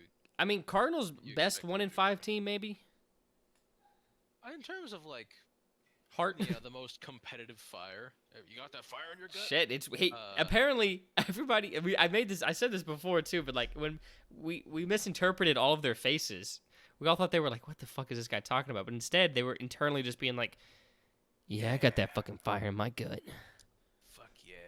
So yeah. But yeah, I've got Seattle. I still got Seattle, but I'm increasingly wishing that Cardinals get the number 1 pick just because I'm starting to like what they're doing more than every other 1-5 team. I don't want them to get the number 1 pick because I want to see Ben Johnson and Caleb Williams, and I think at this point Jonathan Gannon, the team's playing too hard for him to get fired after 1 year. I need to see like Chicago get the first pick via Carolina. No, because if the Cardinals get the 1 pick, they get Caleb Williams, the likelihood of Ben Johnson coaching the Dallas Cowboys increases. So let's ride. But I let's. think Ben Johnson looks at Will Levis and says, "That's my guy." But then no, because then he has one interview with the team. Will Levis walks in drinking his mayo coffee, and Ben Johnson goes, "I gotta get the fuck out of here." He doesn't actually do that. All right, let's calm down. Yes, he does. No, he doesn't. That's something he did to be funny. That's something He's done it more than once. That's too many times, man. The second time he did it was for a commercial, so it doesn't count. That's for money. No, because I think he did it. Well, he did it before off camera, like with his friends, as a joke. I think it's something he does as a joke. It's not like something he actually. Okay. He doesn't wake up in the morning. And Doing go, it as a joke still affects your breath. Whatever. He wakes up he wakes up every morning and is like, I'm gonna be a quirky little white boy, and he drinks his coffee mayo. Quirked up white boy is goated with the sauce. Are you shut your fucking mouth? He's not. All right. He's Yes, goated he with the is. mayo. It's sauce. It's a condiment. He's goated with the sauce. Moving on. Oh yeah, we're about to start a whole. Steelers at Rams. Steelers at Rams. Give me the Rams. Rams by 50. Yeah. Yeah. Matt Canada against this defense. Yeah. This defense is full of tryhards, by the way. No real like I just. standout names here. It's just dudes playing football, and plus Aaron Donald, and it works. And then on the other side, Puka Nacua, Cooper Kupp is back, being Cooper Kupp. Nakua probably had his least impactful game. He had did. 4 catches, but I think it was like 32 yards or something like that. Like, Yeah, not a huge performance, but Yeah. we're gonna He'll be fine. His production will be fine. But then we move on to Packers Have a good year. at Broncos. Uh, I'll ride Packers. Green Bay off a bye. Yeah, I think. I just don't like the with some extra- Broncos, especially because the Steve. weakness for the Packers Jordan right now Love. has been Jordan Love, and he gets to go against the Broncos. And I know they just had a good Well, game against Mahomes, but I don't. He's had some good games. Some this good season. halves. I wouldn't call him a weakness, but he hasn't been a strength necessarily. All right. The weakness still of this team is Joe Barry, defensive coordinator. Oh. He stinks. I guess you're right. Joe But Barry is the, and honestly, I think Matt LaFleur is starting to become a bit of a weakness. If you ask me, like the play calling on that last drive against the Raiders, you see that play where it was like they just ran like all 4 guys just like ran like curls, like they had everybody just run curls, and the Raiders secondary was like, "The fuck is this?" And they all just stood next to their guy, and I think Love got sacked because like, where the fuck's he supposed to throw the ball? You just ran curls. Okay. 4 guys all running the same route. and then It's not gonna work. Chargers at the Chiefs. Is this the Staley fired game? At the end of I it, fucking hope so, man. Like at some point, you just gotta. when's their bye? Here, let me look up when their bye They already is. had it. They Yeah, already had it. fuck, that's they're They had it. fucked. It was like week 4. Yeah. God, they're dude. 2-3. They've played 5 games through 6 weeks. They've already had their bye. They missed the perfect time to fire him. Then, Actually, their bye was the week before the Dallas game. bam, that's embarrassing. But I yeah, was thinking like, oh, Brandon got- Staley with prep time. You better watch out. No, it did nothing. So yeah, Kansas City. Give me Kansas City by 50. Yeah. Now this was Spread it. my game of the week. Dolphins at Eagles, the battle of the 5-1s, and it's prime time. Finally, we get like an absolute godsend of a primetime game here. Give me Miami. Same. Give We are on me the same Miami Dolphins. Dolphins. Well, Da- you fucking hate the. Well, I don't Yeah. like the Eagles either, but you fucking hate the Eagles. Of course. Um, But also, And just also- like I haven't loved the way the Eagles looked, and the like, Dolphins are just Miami's. disgusting on offense, dude. It's They're averaging, I think, over 40 a game right now. maybe. If I'm not mistaken, that 70-point game, they're either like high 30s or low 40s. I mean, when did they score under 30? Just that one Bills game? The Patriots game is where they scored like 20 something. I Hmm. don't know.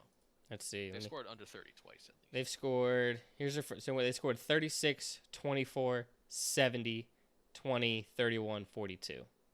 Okay, hang on. Let me go to the Calculator. Give me those numbers again. All right, 36. Yep. 24. Yep. 70. Yep. 20. Yep. 31. Yep. 42. Yep. 6 games. Divided by 6. 37.16. That's absurd. 37.7. That is MVP NBA player points per game numbers right there. Even better. Yeah. I think only Harden, but yeah. When was the last time an NFL team averaged in the upper 30s in points per game? If there was a last time. Was it maybe the 2018 Chiefs? I was thinking them. I was thinking like also the Rams that year. That was insane. Yeah, well, I know there's been a few offenses in the last few years that have averaged like 30 plus, but it's rare for a team to be putting up. Well, the Titans haven't had a 30-point game. The Los Angeles Just for Rams have the perspective. have the most points per game by a team in a season with 38.8 per game in 1950. Let's Yes. let's see when this most recent one was. So they're not too far off. 2013 Broncos, 37.9. The Okay. current Makes sense. Dolphins are third with Yes. 37.2 according to StatMuse. Yeah. So more points than any of these other Yeah, teams besides those the Broncos. the Broncos are the only team in this era, and of course that season was just I mean, ridiculous. they're really close with the '07 Patriots, 36.8. Yep. Let's see. Okay, the Chiefs are. Well, let's see. One, two. The 2018 Chiefs are 1, 2, 3, 4, 5, 6, 7th with 35.3. Yeah. Yeah. Gross. What a fucking what an offense. Yeah, Mike and they're McDaniel, not done, crown dude. him coach of the fucking year. Mm-hmm. Mm. And then But yeah. we got one Um, game after that, and it's San Francisco at Minnesota. this is the Monday night game. This will be what I'm watching on my birthday, probably. Yep. As I'm drinking some Coca-Cola and Henny. Manning cast. The Manning cast will be on this week. I prefer to watch the Manning cast than the regular broadcast. I like hearing those guys talk. Yeah. Yeah. It's like they're funny and they more. still know what they're talking about more than the other cast. And they have great chemistry because they've known each other since Eli was born. Yep. But it's and even with the injuries of like Christian McCaffrey, Debo, it's like well the Vikings don't have Justin Jefferson, so it's Yep. that's at best a wash. But I'm going it's Niners pretty easily. I could see Minnesota hanging in there like they've done all season long, but I don't know, dude. That defense, I mean, if they fumble the way that they do, if they turn it over the way that they've been doing. Yeah, this is not a team you can afford to turn the ball over against because you will pay. Yeah. Even without CMC, I think Elijah Mitchell's been very good when he's not on the injury report. Mitchell's been a very good player. I like Mitchell a lot coming out of. Well, is Mitchell the backup right now? Is he? How's his health? I think he was like he came back like this last week. Because let's see. Who got the carries after CMC? Okay, because Mitchell came in for 2 carries for -3. It's Jordan Mason. He had 5 carries, 27 yards, and a touchdown. Who the fuck? The guy that's on my waiver wire pickups. I'm trying to get. Fair enough. So I guess the Tyrion Davis Price experiment is not going very well. Is he even on the team still? I mean, I'm not seeing him. It doesn't look like he Did played. he get any touches whatsoever? No.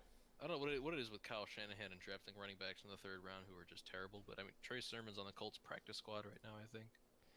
And Ty Davis Price is not done. So which games did we disagree on? We disagreed on Let's go through it. So we both had Jags. Both Bears and Raiders, and Ravens and Lions, and Colts and 3 games in a row. And Colts and Browns. Yeah. Were there any others? I think it was just those 3. I think you're right. We were in agreement everywhere else. Yeah. This week's kind of similar to last week, where it feels like most of these games are a bit of a wash. So we'll see.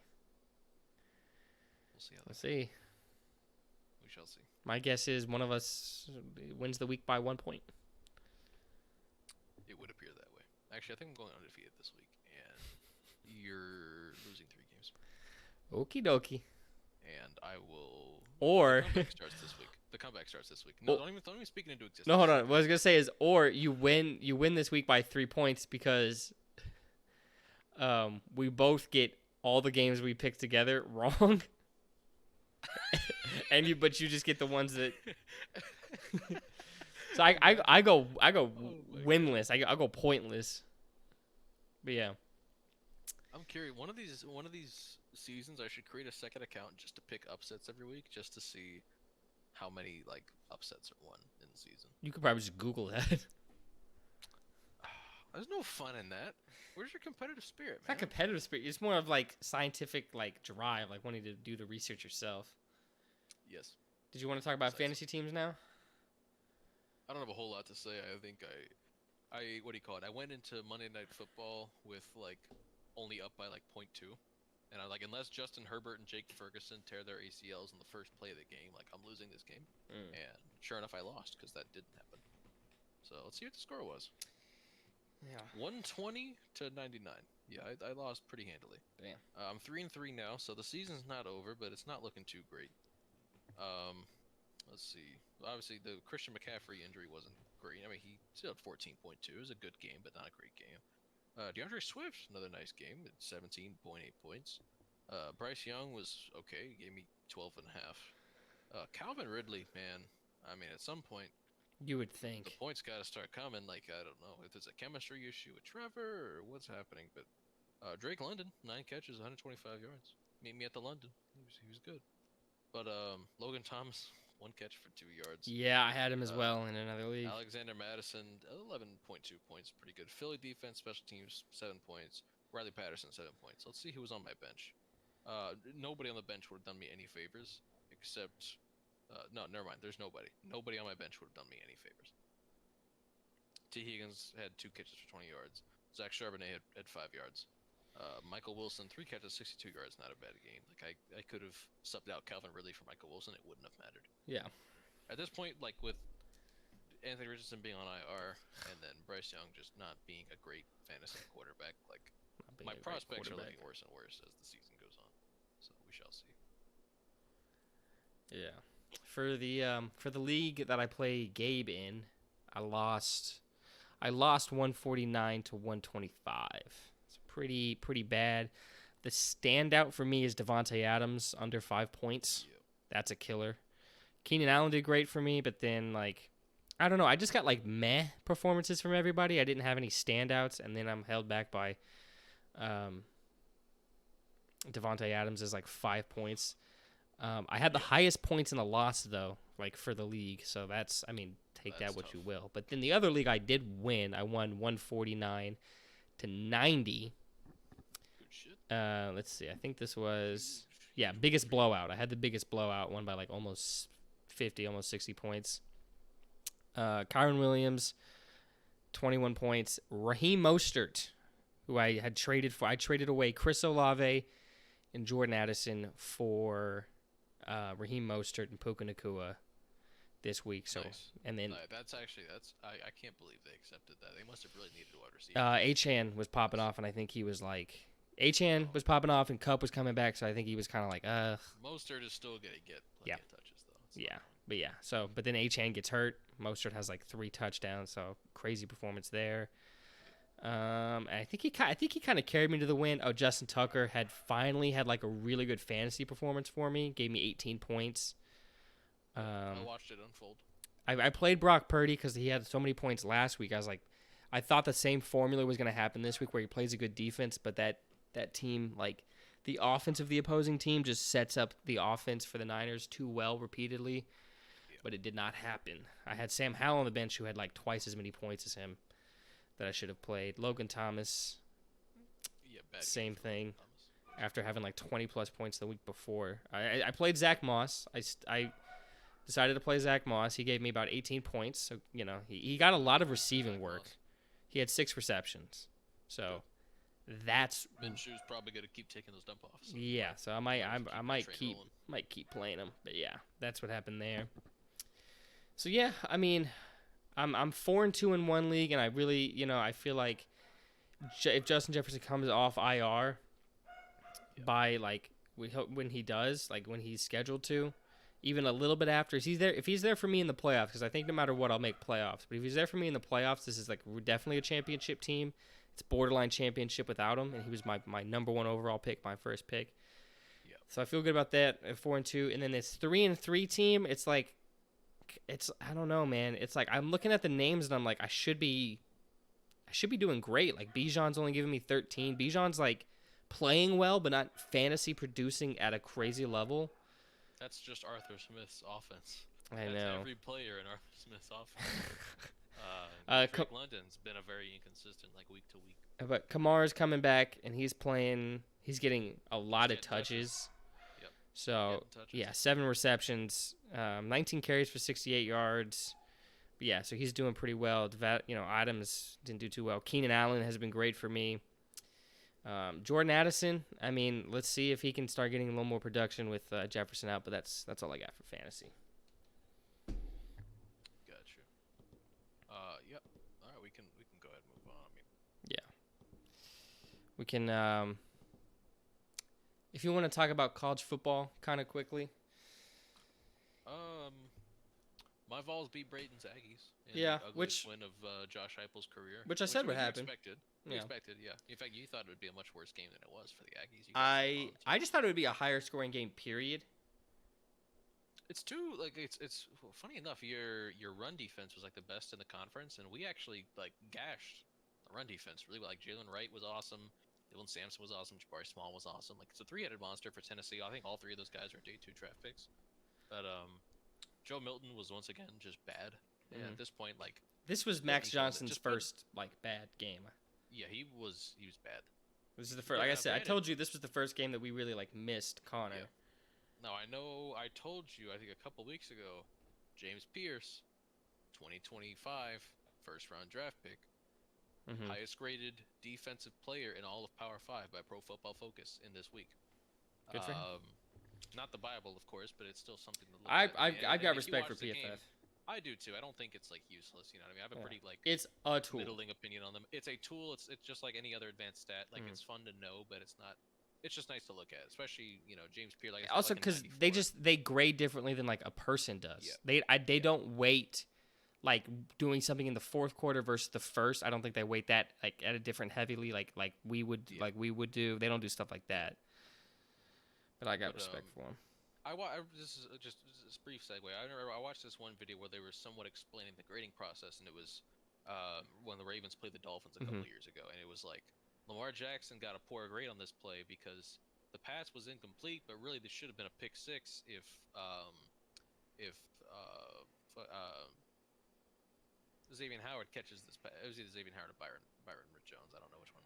I think it was Xavier Howard. But if Xavier Howard just catches this ball, it's a pick six. That's why he gets a poor grade. And the comments are like, so you're digging him for an incompletion? It's like, are you fucking stupid? Yeah. Like, with when you look at what was within Lamar Jackson's control on this play, he made the worst decision possible. Yeah, I love Lamar Jackson. This isn't like an anti-Lamar Jackson. I fucking love Lamar Jackson. I've heard in terms of, like, PFF really explaining- dinged for that, where it's Yeah. like people are like turnover worthy plays. It doesn't matter. It wasn't a turnover. It's like, well, no. But it when does matter in terms of evaluating quarterbacks. You have to look at Mhm. what it is like within their control. What are they doing? Because you can't. It's hard to evaluate with things that are beyond their control. And it's also good And- for like the turnover worthy play one. Comparing those versus their interceptions also helps you tell a story. Yes. Like there have been players where it's like they have low interceptions but really high turnover worthy plays, and it's like okay, they're getting lucky one Yeah. way. Expect, you know, that to change. And then on the flip side, like Dak Prescott didn't have like last year. Like, he didn't actually have that many turnover worthy plays, but he had a lot of interceptions. And I agreed. I could tell because I'm watching the game and I'm just seeing receivers just either bat the ball to the Yeah. team, just have it go right through their hands, or just shit Yeah. like that happening. So And context matters with yeah. any play in football. Context always matters. Like Yeah. there was this play, Titans Colts a few years back where I think it was Jeremy McNichols, and that's a name, and then somebody else. I don't remember who, but there was two players, and Ryan Tannehill. They were sitting in basically the same spot. Ryan Tannehill throws the ball, and I think they each thought the other was supposed to get it, so they both turned to go block upfield. So the only player left in the zone Tannehill threw it to was Darius Leonard, who does not play offense for the Tennessee Titans. He's a linebacker for the Colts, and sure enough, he got the Does interception. it go by on the Shaq play, and now? it Like looked- Shaquille Leonard? Yeah, sorry, Shaquille Leonard. I'm sorry. He was Darius Leonard when this play happened. I don't mean a dead name. I'm sorry, but when this play happened, it was still Darius. But yeah, like the interception, like in the live broadcast, it looked horrible. It looked like he just threw it straight to him. But when you watch the replay, there was two guys there. Tannehill throws it, and they're both like, "Oh, you got it." Yeah. They did this. So, it's Yeah. like he almost had too many options, and the But options didn't know who he was throwing to. the Like that kind of shit. the college game of the week. I mean, because was this also Red River rivalry week as well? No, that was last week. That was last week. Okay. That was last week. Yeah, but Washington, Oregon. I saw some of it. I had the popcorn out for this one, man. Yeah. I loved. I love Michael Penix. Did you see him freestyling about the comeback? That was fucking hilarious. Oh my God. God. That's the energy I want from I- a franchise quarterback. Please trade everything that beside like keep Micah aside. Trade anything else that's necessary to make that man a Dallas Cowboy. I say this as somebody who is higher on Tua than most. Michael Penix is Tua if he had an absolute heater and also wasn't, occasionally just making egregious decisions. But as a prospect, I mean, they're even both left-handed. Like, it's perfect. But the way they play. I thought you were anti the way left-handed they- quarterbacks. Not when they're as good as Michael Penix. Not when they're Not when hot as fuck.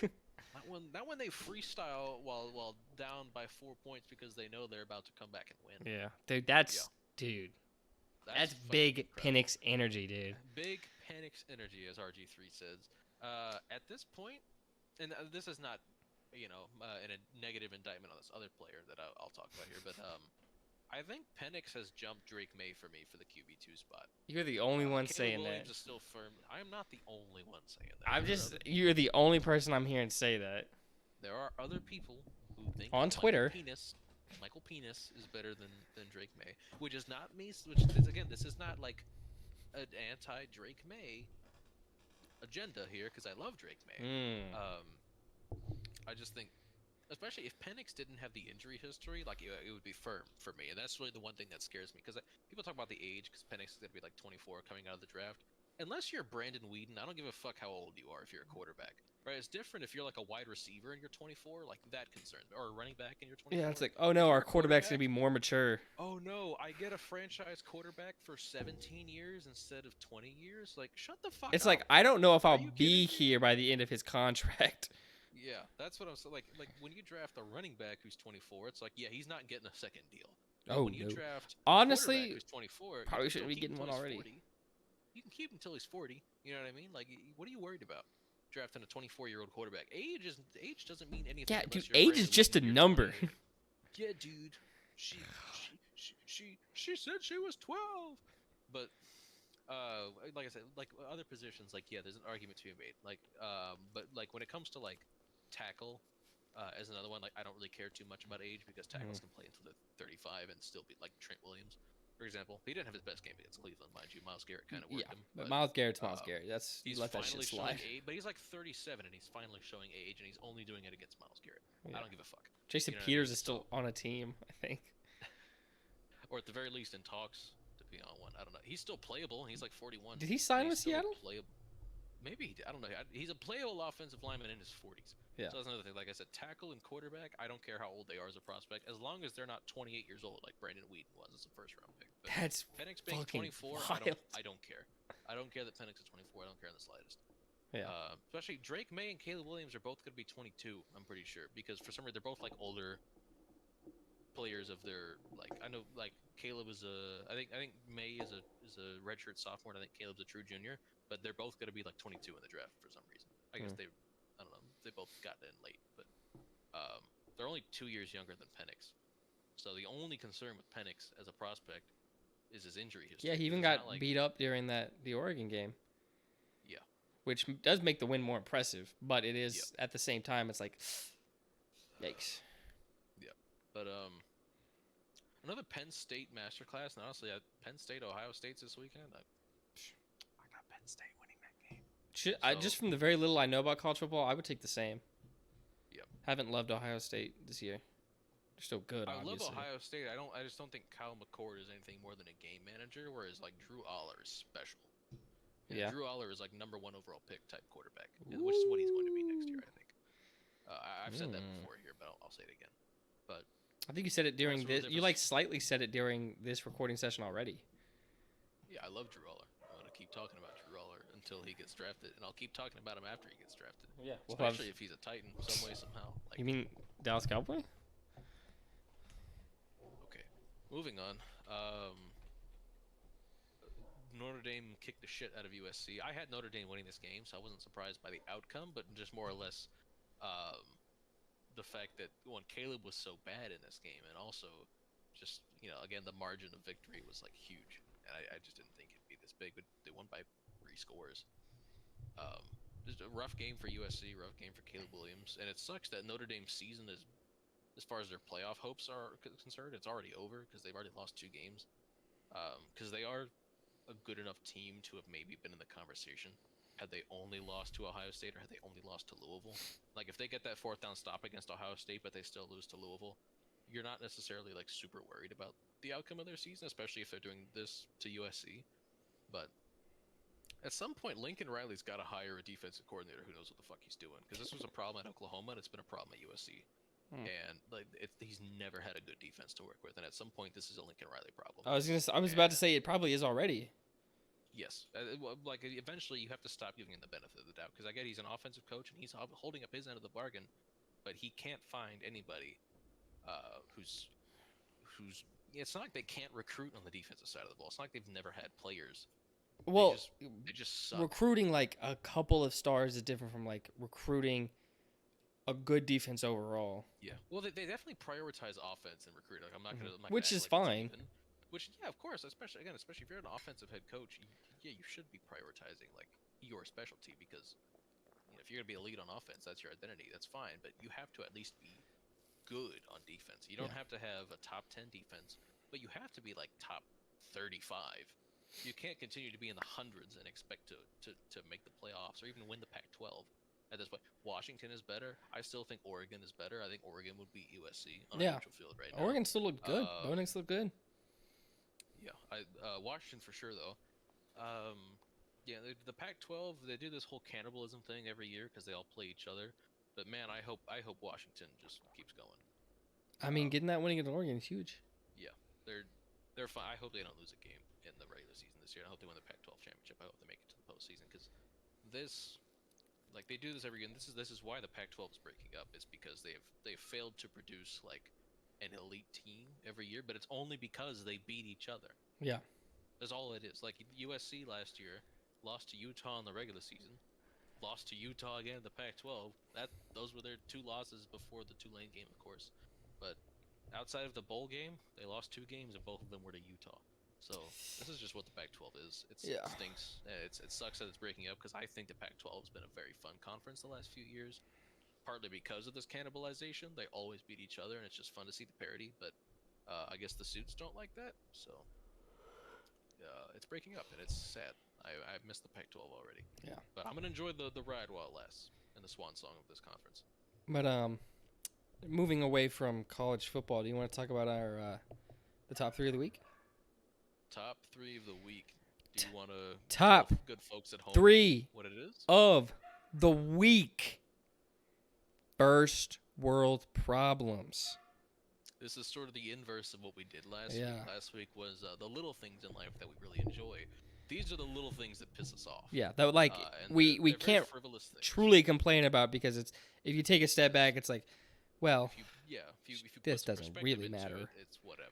Yeah. But would you like to kick us off here? Sure. Do you want to do 3-3 or do you want to go like 1-1, 2-2, 3-3? I think 1-1, 2-2, 3-3. I think that's what we did last week, and I think I like that. So, and we're prepared this time as well. We have lists. All right. Yes, this is the most prepared we've ever been for one going, and I like it. I think we'll do it going forward. Look at us. But we're getting better at this. All right, my first one. Who doesn't like to eat food, right? We all love food. I like food. Do you know what the best place to eat food is? Your own home. Your own home. Do you know what the best like type of food to be eating? Hot, like when the food is fresh, it's hot. Fresh. How do you do both if you don't cook? You order, right? You try to get delivery in, but that temperature is gone by the time you get back. My first world problem is long delivery times that result in order close to home. You have to. But when that restaurant you're craving is a little farther, then you got to get your ass out the door, man. I don't know. First world problem, long delivery times. Yeah. Sitting around waiting for food to come in, and you mistime it because you try to line the food coming in with watching something on the TV, maybe a game or something, and you mistime it. It gets a little there before or a little there after. Long delivery times. For me, there's a Chinese food place right next to my apartment, but also the way they seal it, it's always steaming hot when it gets here. Well, Chinese food and pizza Always. is like has It's decades of like being food ingenuity. delivered. Yeah. So they understand. shout out to the But, Chinese and Italians. My first world problem of the week. So today, the errand I told you I had to run. I left work early today. Mhm. I had to run an errand. The errand I had to run was I had to return my license plate to the DMV, or else my license was going to get suspended. Fun fact: if you don't return your license plate within like 15 days of canceling your car insurance, you will get a suspended license. At least that's how it works in Florida. But I'm sure most states have some kind of Hold on. something with like suspended. I got to show you something because I guess this will only be for you to see. But one second, let me grab something. You're good. All right, play-by-play Jacob is back here. So Brayden has actually left the frame. I see his Okay. dog under the bed. There's Durkio So there. I've told Oh, this he's coming story right in the back into the past. frame. Well, to you, Okay. to the group chat. I think I Put your must. damn headset on. There you go. Um, I was working at a job site. This is when I was working in HVAC, which I Okay. forgot to mention. Job is changing. Job I'll is tell you. changing. I'll do it like later when we're just kicking shit.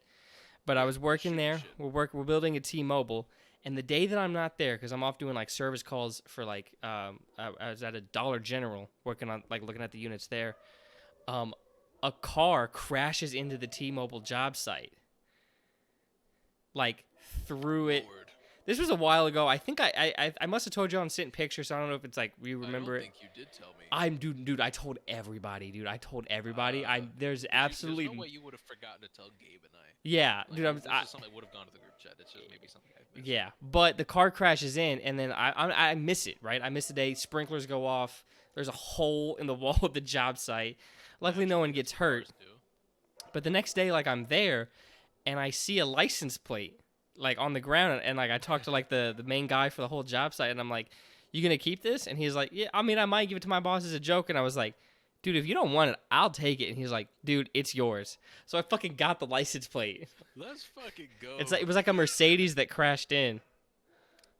That license plate looks beat to shit. Oh yeah, it is, Awesome. dude. Like there's a because of the hole. crash. There's a Yeah, hole no, in it's it. awesome.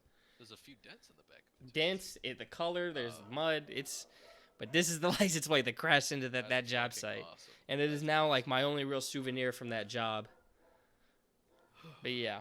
Anyway, But small anyway, side story. My first real problem in general was when I avoided this today, but it's the DMV in general, but especially the lines. Now, what's great about returning your license plate is you just hand them your plate, show them your ID, and then they make sure that's your plate, and then that's it. They take it, you leave, Cool. and they give you credit towards your next vehicle registration as well, because you have to register, you have to get a new plate, you have to register or whatever, when you buy a car. So they give you credit towards your next registration, which is nice. I'll use that next time. I'm buying a car soon. I'll use that, but I need to sell the motorcycle. It's just not as convenient. But the DMV in general, long lines at the DMV, sitting there for an hour and a half, 2 hours, whatever. And a lot of places don't let you make appointments anymore. Oof. So you just have to get in there and wait. And that's how it is in my county. They don't allow online appointments anymore. You just have to walk in, and however long you're waiting is however long you're waiting. That's it. Yeah. So actually, this DMV is like right next to Raymond James Stadium. I shit you not. Wow. In fact, it's even closer to where the Rays play, because the Rays play across the street from Raymond James Stadium. But it's just off that road, and it's you're right there. I drove past Raymond James. I could see it while I was sitting at the light trying to get back on the main road to go home. I was just staring at the stadium. I do still. I hope if Mike Vrabel could just bench Tannehill, I will go in person to see the Titans play the Bucs. But if it's Tannehill trotting out there, I'm not going. Yeah. I'm not watching that shit. Understandable. So, but anywho, yeah, my first pet peeve, the DMV. I fucking hate the DMV. Okay. I think that's actually the same DMV I think I got my driver's license at like several years ago when I was living in a different city. So, but anywho, yeah, your turn, sir. Your second So, pet peeve. with TV, so many different companies, no one has cable anymore. You have to have different services for different like streams, different live things for different shows, right? So my number one, my second first world problem is like having to pirate different streams because fuck getting every tiny little service that you need. You're paying too much money. Yeah, going to for all sketchy those sites to catch these live streams, pirating there. That is my second first world problem here. Crack streams, the GOAT. Shout out. Stream East for me is how I watch my NFL games. I haven't had to pirate in a while. I got because I just watch YouTube because I got YouTube TV. Okay. I watch what's on there and like That one by itself is like $70. Yeah, I think it's enough.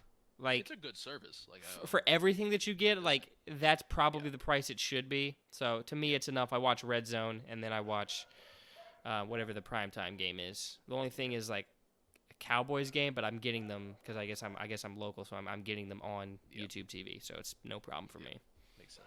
Yeah, moving on to I would not get Titans games local. I Yeah. need to get Sunday ticket to watch Titans games. Which, like, Quality. I'm trying to remember what was it like you get for NFL Plus. Do you get local games or do you get? I forgot what the thing is.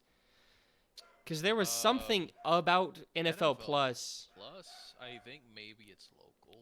I don't know, I but can't remember. know They I know had you get all something that made me 22. go, "Oh shit, I actually might consider getting that." But I got YouTube You TV, so I get don't have to. they release all 22 film on NFL Yeah, Plus. that's cool Like a too. week after the games, you get all 22 film for like every game.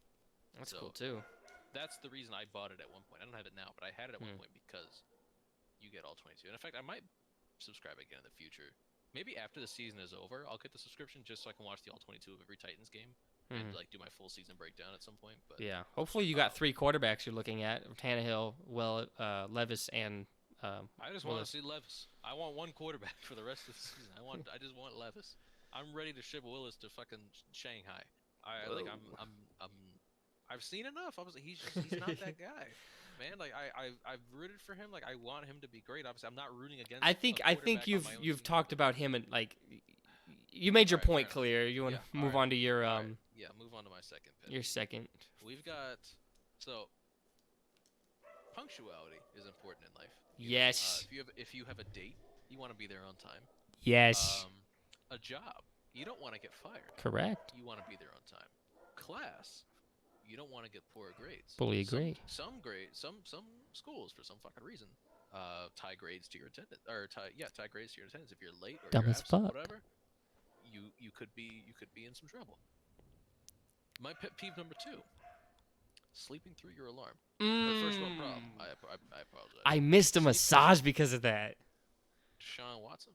Oh wait, I get it by men. Sean Watson. Oh fuck yeah. It's the same guy too, Robert. Dude, he Mama fucking. 2 would have 24 lawsuits if it was men giving you massages. It's a big. I'm trying to remember That's what a he. joke. That's a joke. He looks Samoan, but I don't He think. gives good But I don't massages. think he actually is. But he's built like you would imagine a Samoan to be, and he just gets into my bag, bro. Breaks my back. Good shit, man. Blows your back out. Yeah, seeing him Thursday. Fuck yeah. But yeah, missing alarms, annoying as fuck. The worst. Cause you're just like, The worst. oh, my day is fucked. It's over. Like there was a day a couple weeks ago. So I clock in. I'm supposed to clock in at 6. I clocked in at like 6:17 today and 6:14 yesterday. I've had a string of being just a bit late. Normalized being a bit late to work, right? But like I woke up at 6:16 one morning and I'm like, shit. I'm late. Like I'm already late. That was the morning I got pulled over. Oh, Because I wow. was late to work, so there was a cop on the road that day because it was not normally there, and he saw my license plate was vertical and not horizontal. But yeah, I slept through my alarm, and in general, it's the worst. Yeah. It's the worst it's because like- you're late to work, you're late for school, you're late for an appointment of some kind. You got to get some shit done, and any number of reasons. If you sleep through your alarm, it's tragic. it can get tragic. Not fun. New paddock. Shit get new paddock. Shit get tragic. Yeah, that guy's so fucking funny. The only clip. Slow your roll. This ain't your bowl. I don't know. I don't know if it's the same guy. Just the video that I remember that I'm referencing is when it's like, hey, people left the car unlocked. Got to teach him a lesson. So he's just sitting in the back, and then like I think a couple gets in, but you only see like one woman, and she's like, we gotta like do that. And then he's just like, as soon as they shut the door, he's like, it can get tragic. New paddock, and she turns around and just screams her head off. Jesus Christ. Good sir. What's your third? My third. We're moving away. We're both gamers here. We do both be playing. We video do both be games. dabbling in the games, and we're moving away from disc. I mean, cartridges of any kind. Like we're away from a lot of that physical Copies, yeah. physical copies. So what does that mean? You got to download your games. Long fucking downloads. You I gotta was ti- thinking about this one. You got to thought time your about using this You one. got to time your downloads. It's like, well, okay, I guess I'll start downloading it at night onto this thing while I sleep, blah blah blah blah. But then your Yeah. shit's, on all night, which is never good. You just Especially if you pay your own electrical bill. yeah, you got to be Come smart on. when you schedule your Yeah, download, I but you don't- got to I don't want to leave my shit on all night. yeah. And my bill gets run up. Yeah, long download times, easily my third first world problem here. That's all I really got to Boy, say just- on it. Speaking of, actually, I realized I forgot to check my bill this month to see what price it was. It's on auto pay, so like it'll be paid regardless. But my bill has not been very high.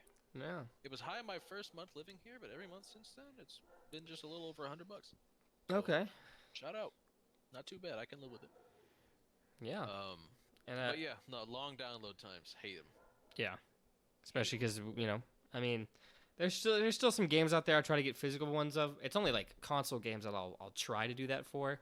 Yeah. Like Tears of the Kingdom, I wanted that thing physical, but um, Yeah. usually, especially PC, like you download. That's the The fuck only you option. gonna do? Like most towers don't even have disk drives Yeah, anymore. you're gonna get an What are you gonna external do? disk drive, and if that game Yeah. even comes out with a disc for PC, Yeah. which I don't know how many really are doing that anymore. I don't keep up with that, but Yep. But 'cause even I on only download. discs, like on Xbox, like the download times are ridiculous. On PlayStation, the download times are you still get long download time even with physical copies. But yeah, it is worse digital because it's entirely digital. Yeah. So it's brutal. Yeah, Super long. but we'll move on to your final one, Brayden, Jacob. do you like money? Dude, I fucking love money, dude.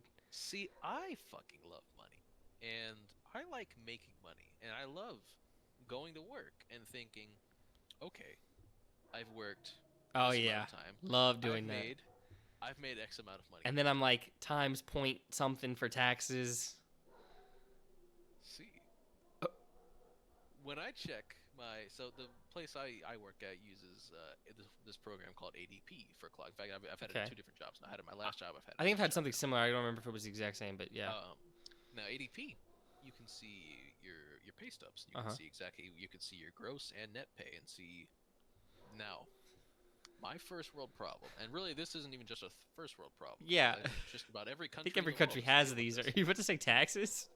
I'm gonna say fucking taxes because I'm trying to figure out when the federal government worked 15% of my shift in the last 2 weeks. Dude, Because I know they didn't. They did not work. It was me. The federal government did not work 15% of my hours, and if they did, somebody needs to let me know so I can take a break. Because, what? That's not your fucking money. You didn't earn that. I did.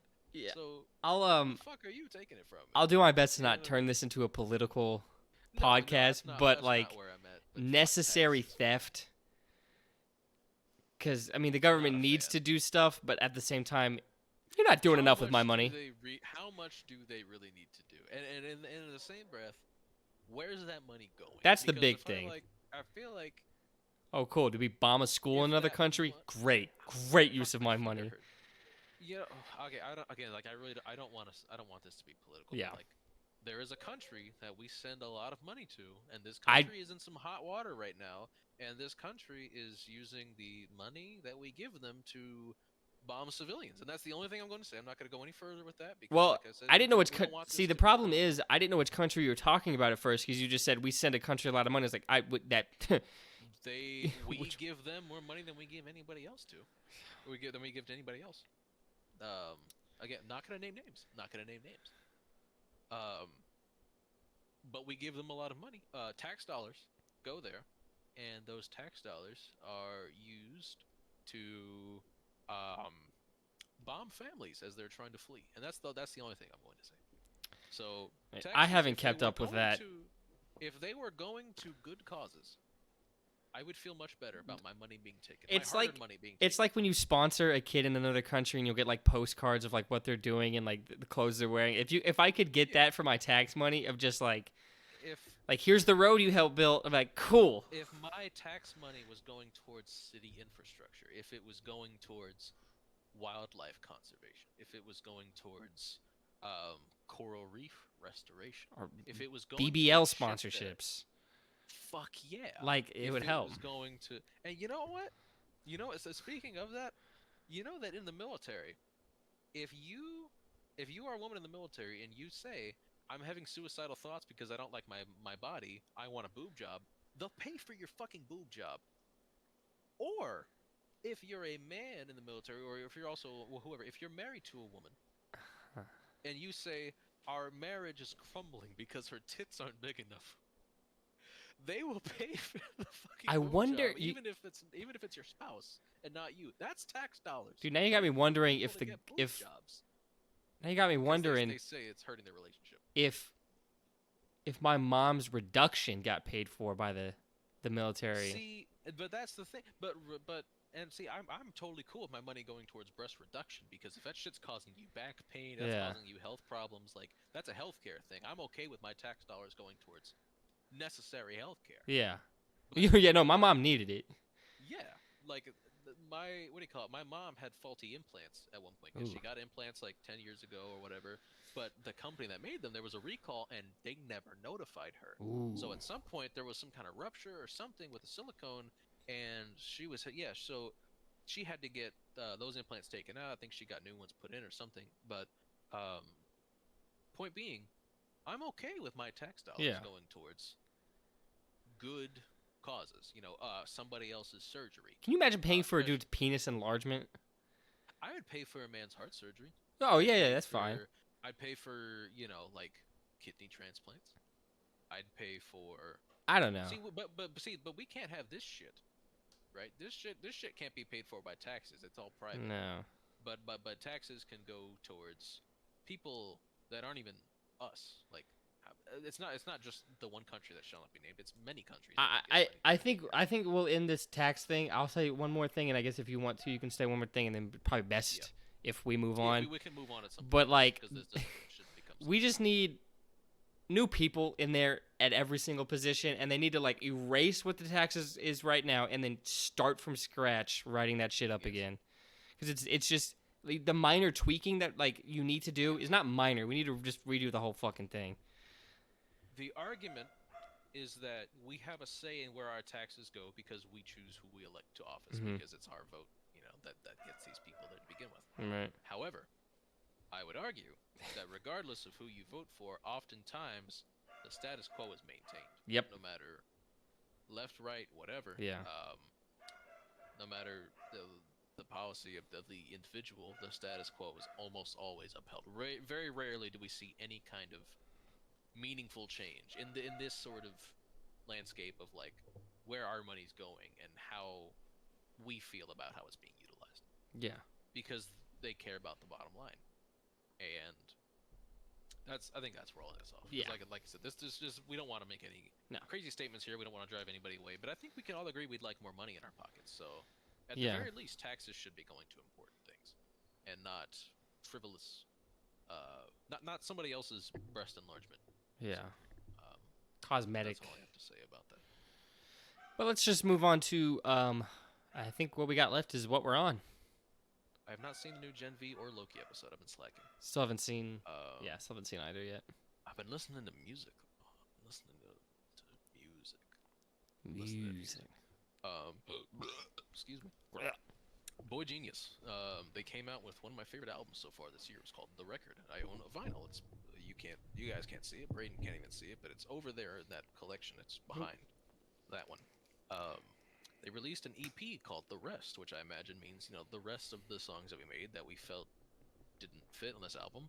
And honestly, I see why, because quite frankly, the quality is not quite up to par with what was on the album. The songs aren't bad by any means, but they're not as good as what was presented. Which is, I mean, it's in a way that's a good thing because they knew what songs to filter out. Yeah. Which I think in modern music in general is a huge problem because how often do we see these albums where it's like 20 songs, an hour and 20 minutes, and it's Yeah, like studio being like we need trim the fucking fat. Yeah. Trim the fat. Stop. You know damn well only maybe 12 of those songs are hot. Because even when people enjoy these albums, they're only putting like 8 of them on the playlist because they're like, yeah, I don't really fuck with this one, but this one's a banger. This one's really good for this reason, whatever. But like, and I respect that. But again, like, artists only do it because they want more streaming revenue, and it's the label too. It's not just the artist; it's the label saying, "Hey, keep these songs on." Or like on album the needs to be so, this many songs minimum. and then this link so that we can stream. We can get more revenue from these streams. But the problem with that is you're cheapening your legacy and really the quality of your body of work. I mean, if you're obviously money matters. I'm not going to sit here and say you should only care about artistic integrity and like I'm not stupid. People like money. Right? Like I just ranted about how much I would prefer my money either I get to keep it or it gets put to better things. I Yeah. like money. I'm not gonna If lie about honestly, it. if I they're don't like money. transparent about this being a money Yeah, thing, that's fine. If they're yeah. transparent about it, like, fuck yeah, I get it. Well, Get your and bag. they're not necessarily trying to hide it. You know what Yeah. I mean? But it's just a matter of like, I always appreciate it when an artist comes out with an album and it's like 12 songs, 42 minutes. I'm like, that you have respect for your audience. Thank you, because Or they can't make much music. you're demanding way too much out of me if you expect me to sit there for over an hour and it's not like a progressive rock album or something. Because if it's prog rock, that's different because prog rock by design is like 9-minute songs and shit like that. Um, but if like Drake's new album was like 22. I don't listen to Drake, but Drake's Neither new do album I. was like 22 songs Haven't in an listened hour to and any of 20 it. something minutes, and it's I listened to it just to say that I listened to it, Mm. but it's like you're asking too much. It's a Drake album. It does not need to be no damn 20 songs long. No. You know, You are like if Tool released another album Drake's a little tomorrow overrated. and it was over an hour long, like yeah, it's supposed to be over an hour long. It's Tool. You know what I mean? And that, like it's a pet peeve of mine when artists release just like egregiously long albums, but like clearly with just no artistic integrity in mind. Like there are songs here that were not worth releasing, and I don't understand why they don't. What happened to the trend of like the deluxe albums? You know what I mean? Because then you get to do your album rollout twice, and you get to release all these songs later on, Yeah, I and don't you know. still get to get all the streaming. Now you get to hype up the same thing more than once. So after the hype dies down on your initial release, you get to Dude, drum it back up. I don't know if you remember, but Kid Leroy, how he did his like, he did one album, but he released it like 3 times, but with like 10 new songs each time. Yeah, Because it'd be like it was like whatever it was called, and then like 2.0, 3.0, and it was Yeah. just like just a fucking 40 song long album just because he kept yeah. adding shit to it. See, that's what I'm saying. If you are now like, yeah, maybe you're still missing some of the artistic integrity when you're doing this with your music, but at the very least, you know, again, if let's just say if you're a casual listener or whatever, you just enjoy a 10-song album, and then they come up with another one, okay, in another batch you enjoy another 10-song album, but it's not one sit down listen of over an hour. You know what I mean? And the only reason it should be over an hour again is if you are in a genre where that just makes sense, or if all the music you have on this album is up to par. It's all quality material. It's all you put effort into this. You put your heart into this. This is I'm not gonna sit here and tell you all music needs to be transcendentally really good. Everything needs to be wholly original. I like to have fun when listening to music. Sometimes, like sometimes I'll just put on a banger. You know Hmm. what I mean? Just something mindless, just Dude, fun. I like Good I like beat to drill it. rap, Good. but they're just fucking yelling. Yeah, you know, and I like. I'll be honest. I'm kind of a optimist in terms of like some of the like some pop music, like not necessarily radio pop, but in terms of other. I don't know. Like this year, Caroline Polachek. I think I've talked about her album earlier on this podcast, like a few episodes ago, but Possibly. released a really good art pop album this year. You know what I mean, like that kind of thing. And Olivia Rodrigo, I've talked Oh, to no end about Olivia Rodrigo. Queen. I love her new album. You know what I Queen mean? Like this sort of thing. Like do this kind of disgusting music, I things enjoy to it, me. but it's Yeah, we got into disrespectful we got things. into that in the group chat. Yeah, Gabe brought it up. I in said I would do Retro very Science. pleasant things to her, but you guys wanted to take it a different route. Well, I didn't say what I would do to her. Oh, I didn't say anything what, specific what either. I'd be totally cool with her doing to me. But anywho, Well, yeah. yeah, no, I don't know. But fuck, what else did I listen to recently? I listened to the this band called Parannoul. I think it's I don't know where they're from. I'd have to look It's it like up. if Paramore was good. Sure, Parannoul. It's a shoegaze band, and so I listened to their new album. It's really good. It came out it's not new. It came out in January, but it came out this year. So to me, that's another album from this year that I get to consume, and then maybe I'll make a video on albums that I listen to. Ooh. Maybe that's Because right now, what have you made? It's just mostly pod episodes, right, on your channel? I really haven't been making. You have like 2 anything Titans besides videos and these. then just the pods? I haven't made much of anything else. So I think I need to get to it as far as like diversifying my pool of Yeah. uploads. And I think music is definitely something it's gonna be for sure. I'm making like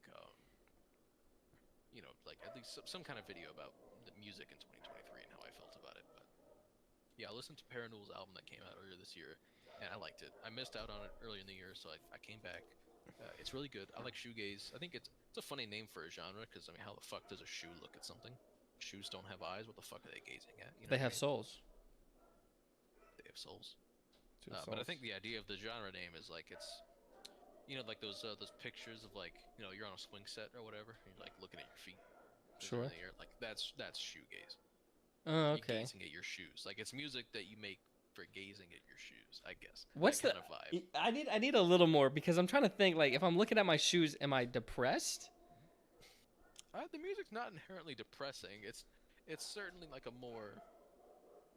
I guess it can be. It absolutely Introspective. can be, but it's that as well. I think is mainly what it is. But it's. Hmm.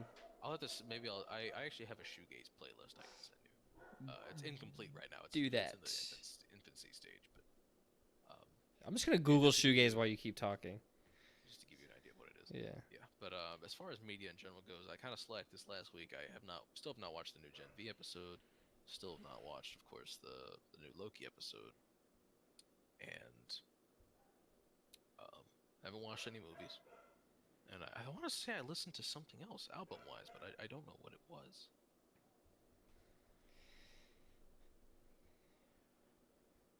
Oh my god.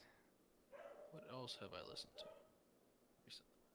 Oh, one of my favorite bands released a new song. Car Seat Headrest has a cover of "We Look Like Giants," and I don't remember who the original band is that does that, but I love Car Seat Headrest, and this cover is fantastic. Really, really good song, and I hope that their next music sounds a little more like this because their last album was probably their worst album. And well, I say there, it's one guy. It's one guy. Car Seat Headrest is one guy. No. Mostly, I mean, it's one creative mind. As far as like instruments go, I think he has help, but it's one guy, and he's awesome. His name is Will Toledo, and he makes fantastic music. But this album wasn't my favorite. Wasn't anybody's favorite for the most. Like this is like his consensus worst album. So I hope his next project, whatever it is, it's more back to form, and it sounds. I hope it sounds like this because this sounds really good. But I think that's it for me for this segment. So, Yeah. sir, what are you on? Not a damn thing. I'm trying to think. I know what I'm going to. I know what I'm going to be on because I have all these plans of like videos to make off of things. Right. But like what I've been on right now, been playing a shit ton of Stardew Valley. Again, played it during the road trip, so I hop back on it. Been playing it a lot. Love that game. Love that game. Man, that's really it in terms of like I don't know. Just listening to some Game Grumps play Zelda.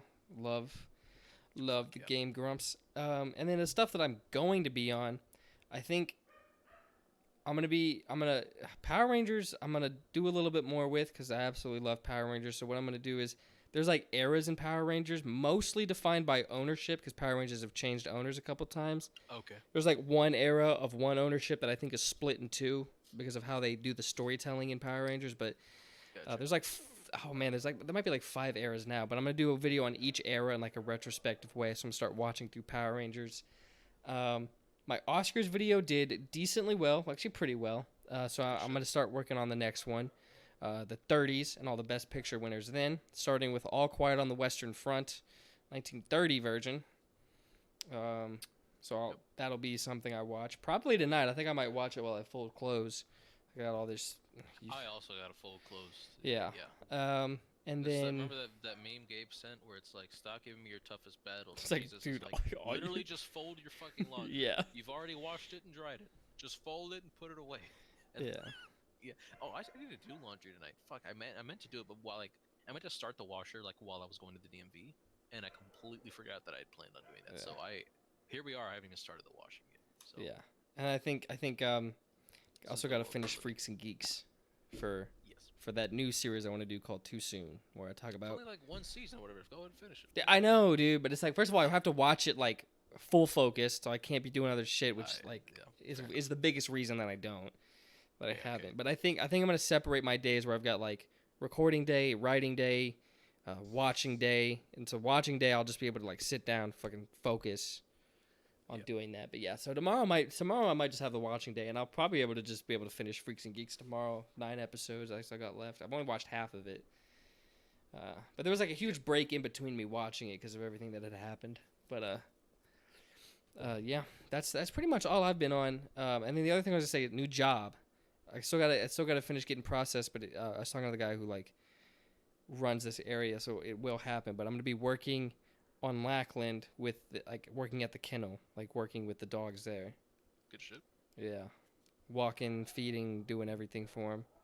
Yeah. Just working with soldiers is what I'll say. I'll just I take care of soldiers. Take care of the soldiers. Yeah. Like yeah.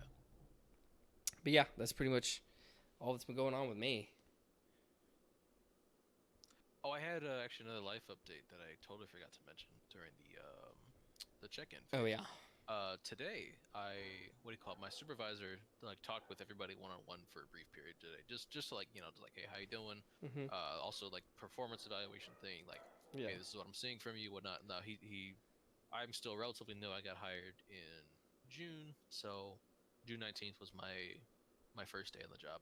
So I wasn't actually able to do my performance eval because the link wasn't working for me that he had sent out, and also I was hired too late to even get a raise to begin with, so it wasn't really something I had to fill out.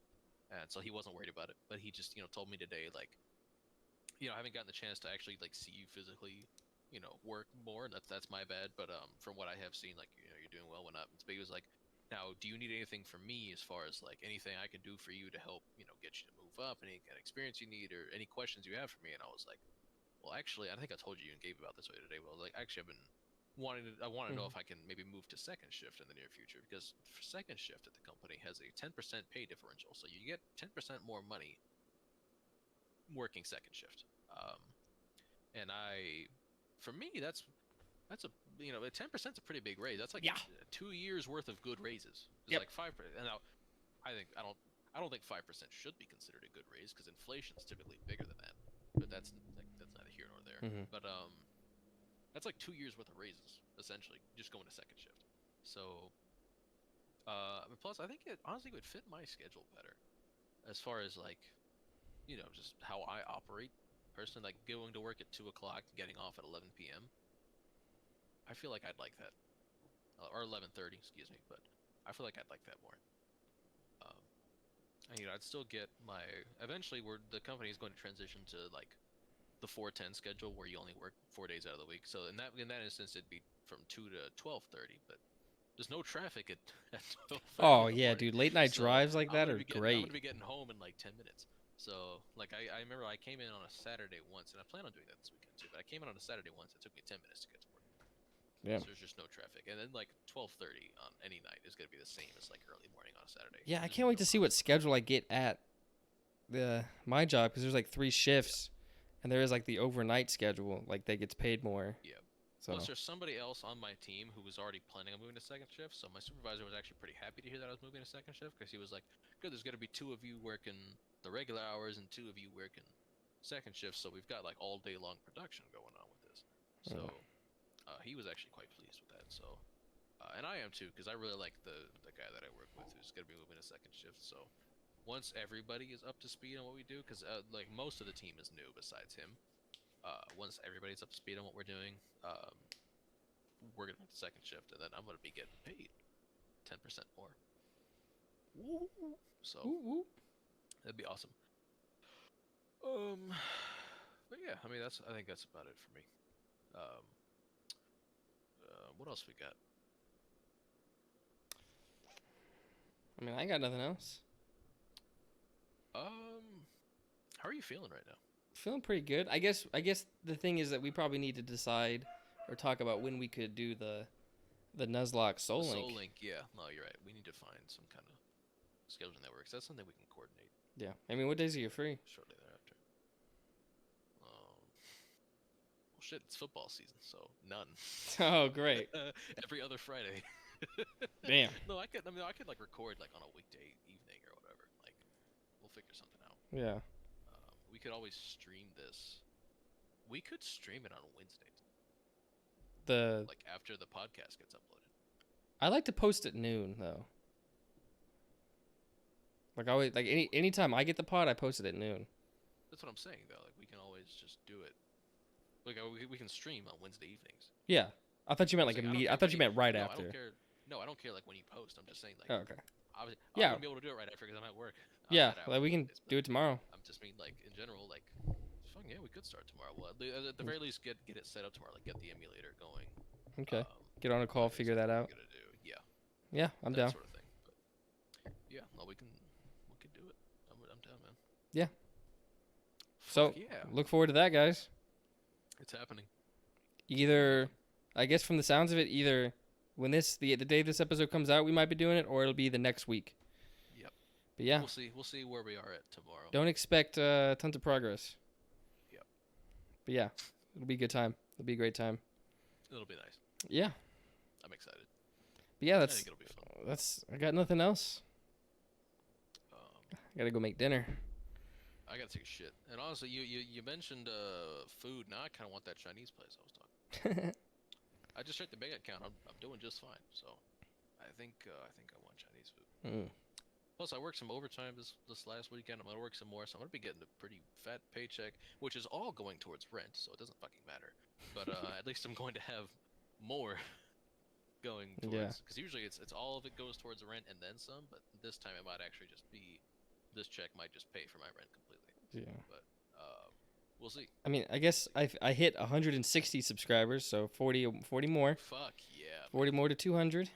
But I'm gonna go take a shit. Yeah, and that'll be it. So this you guys have a good night. You're watching this one on mine. Next week's will be up on Avillion Talk, so please go check that out. Thank you so much for watching. Love doing this. Keep tuning in, and as always, keep gaming.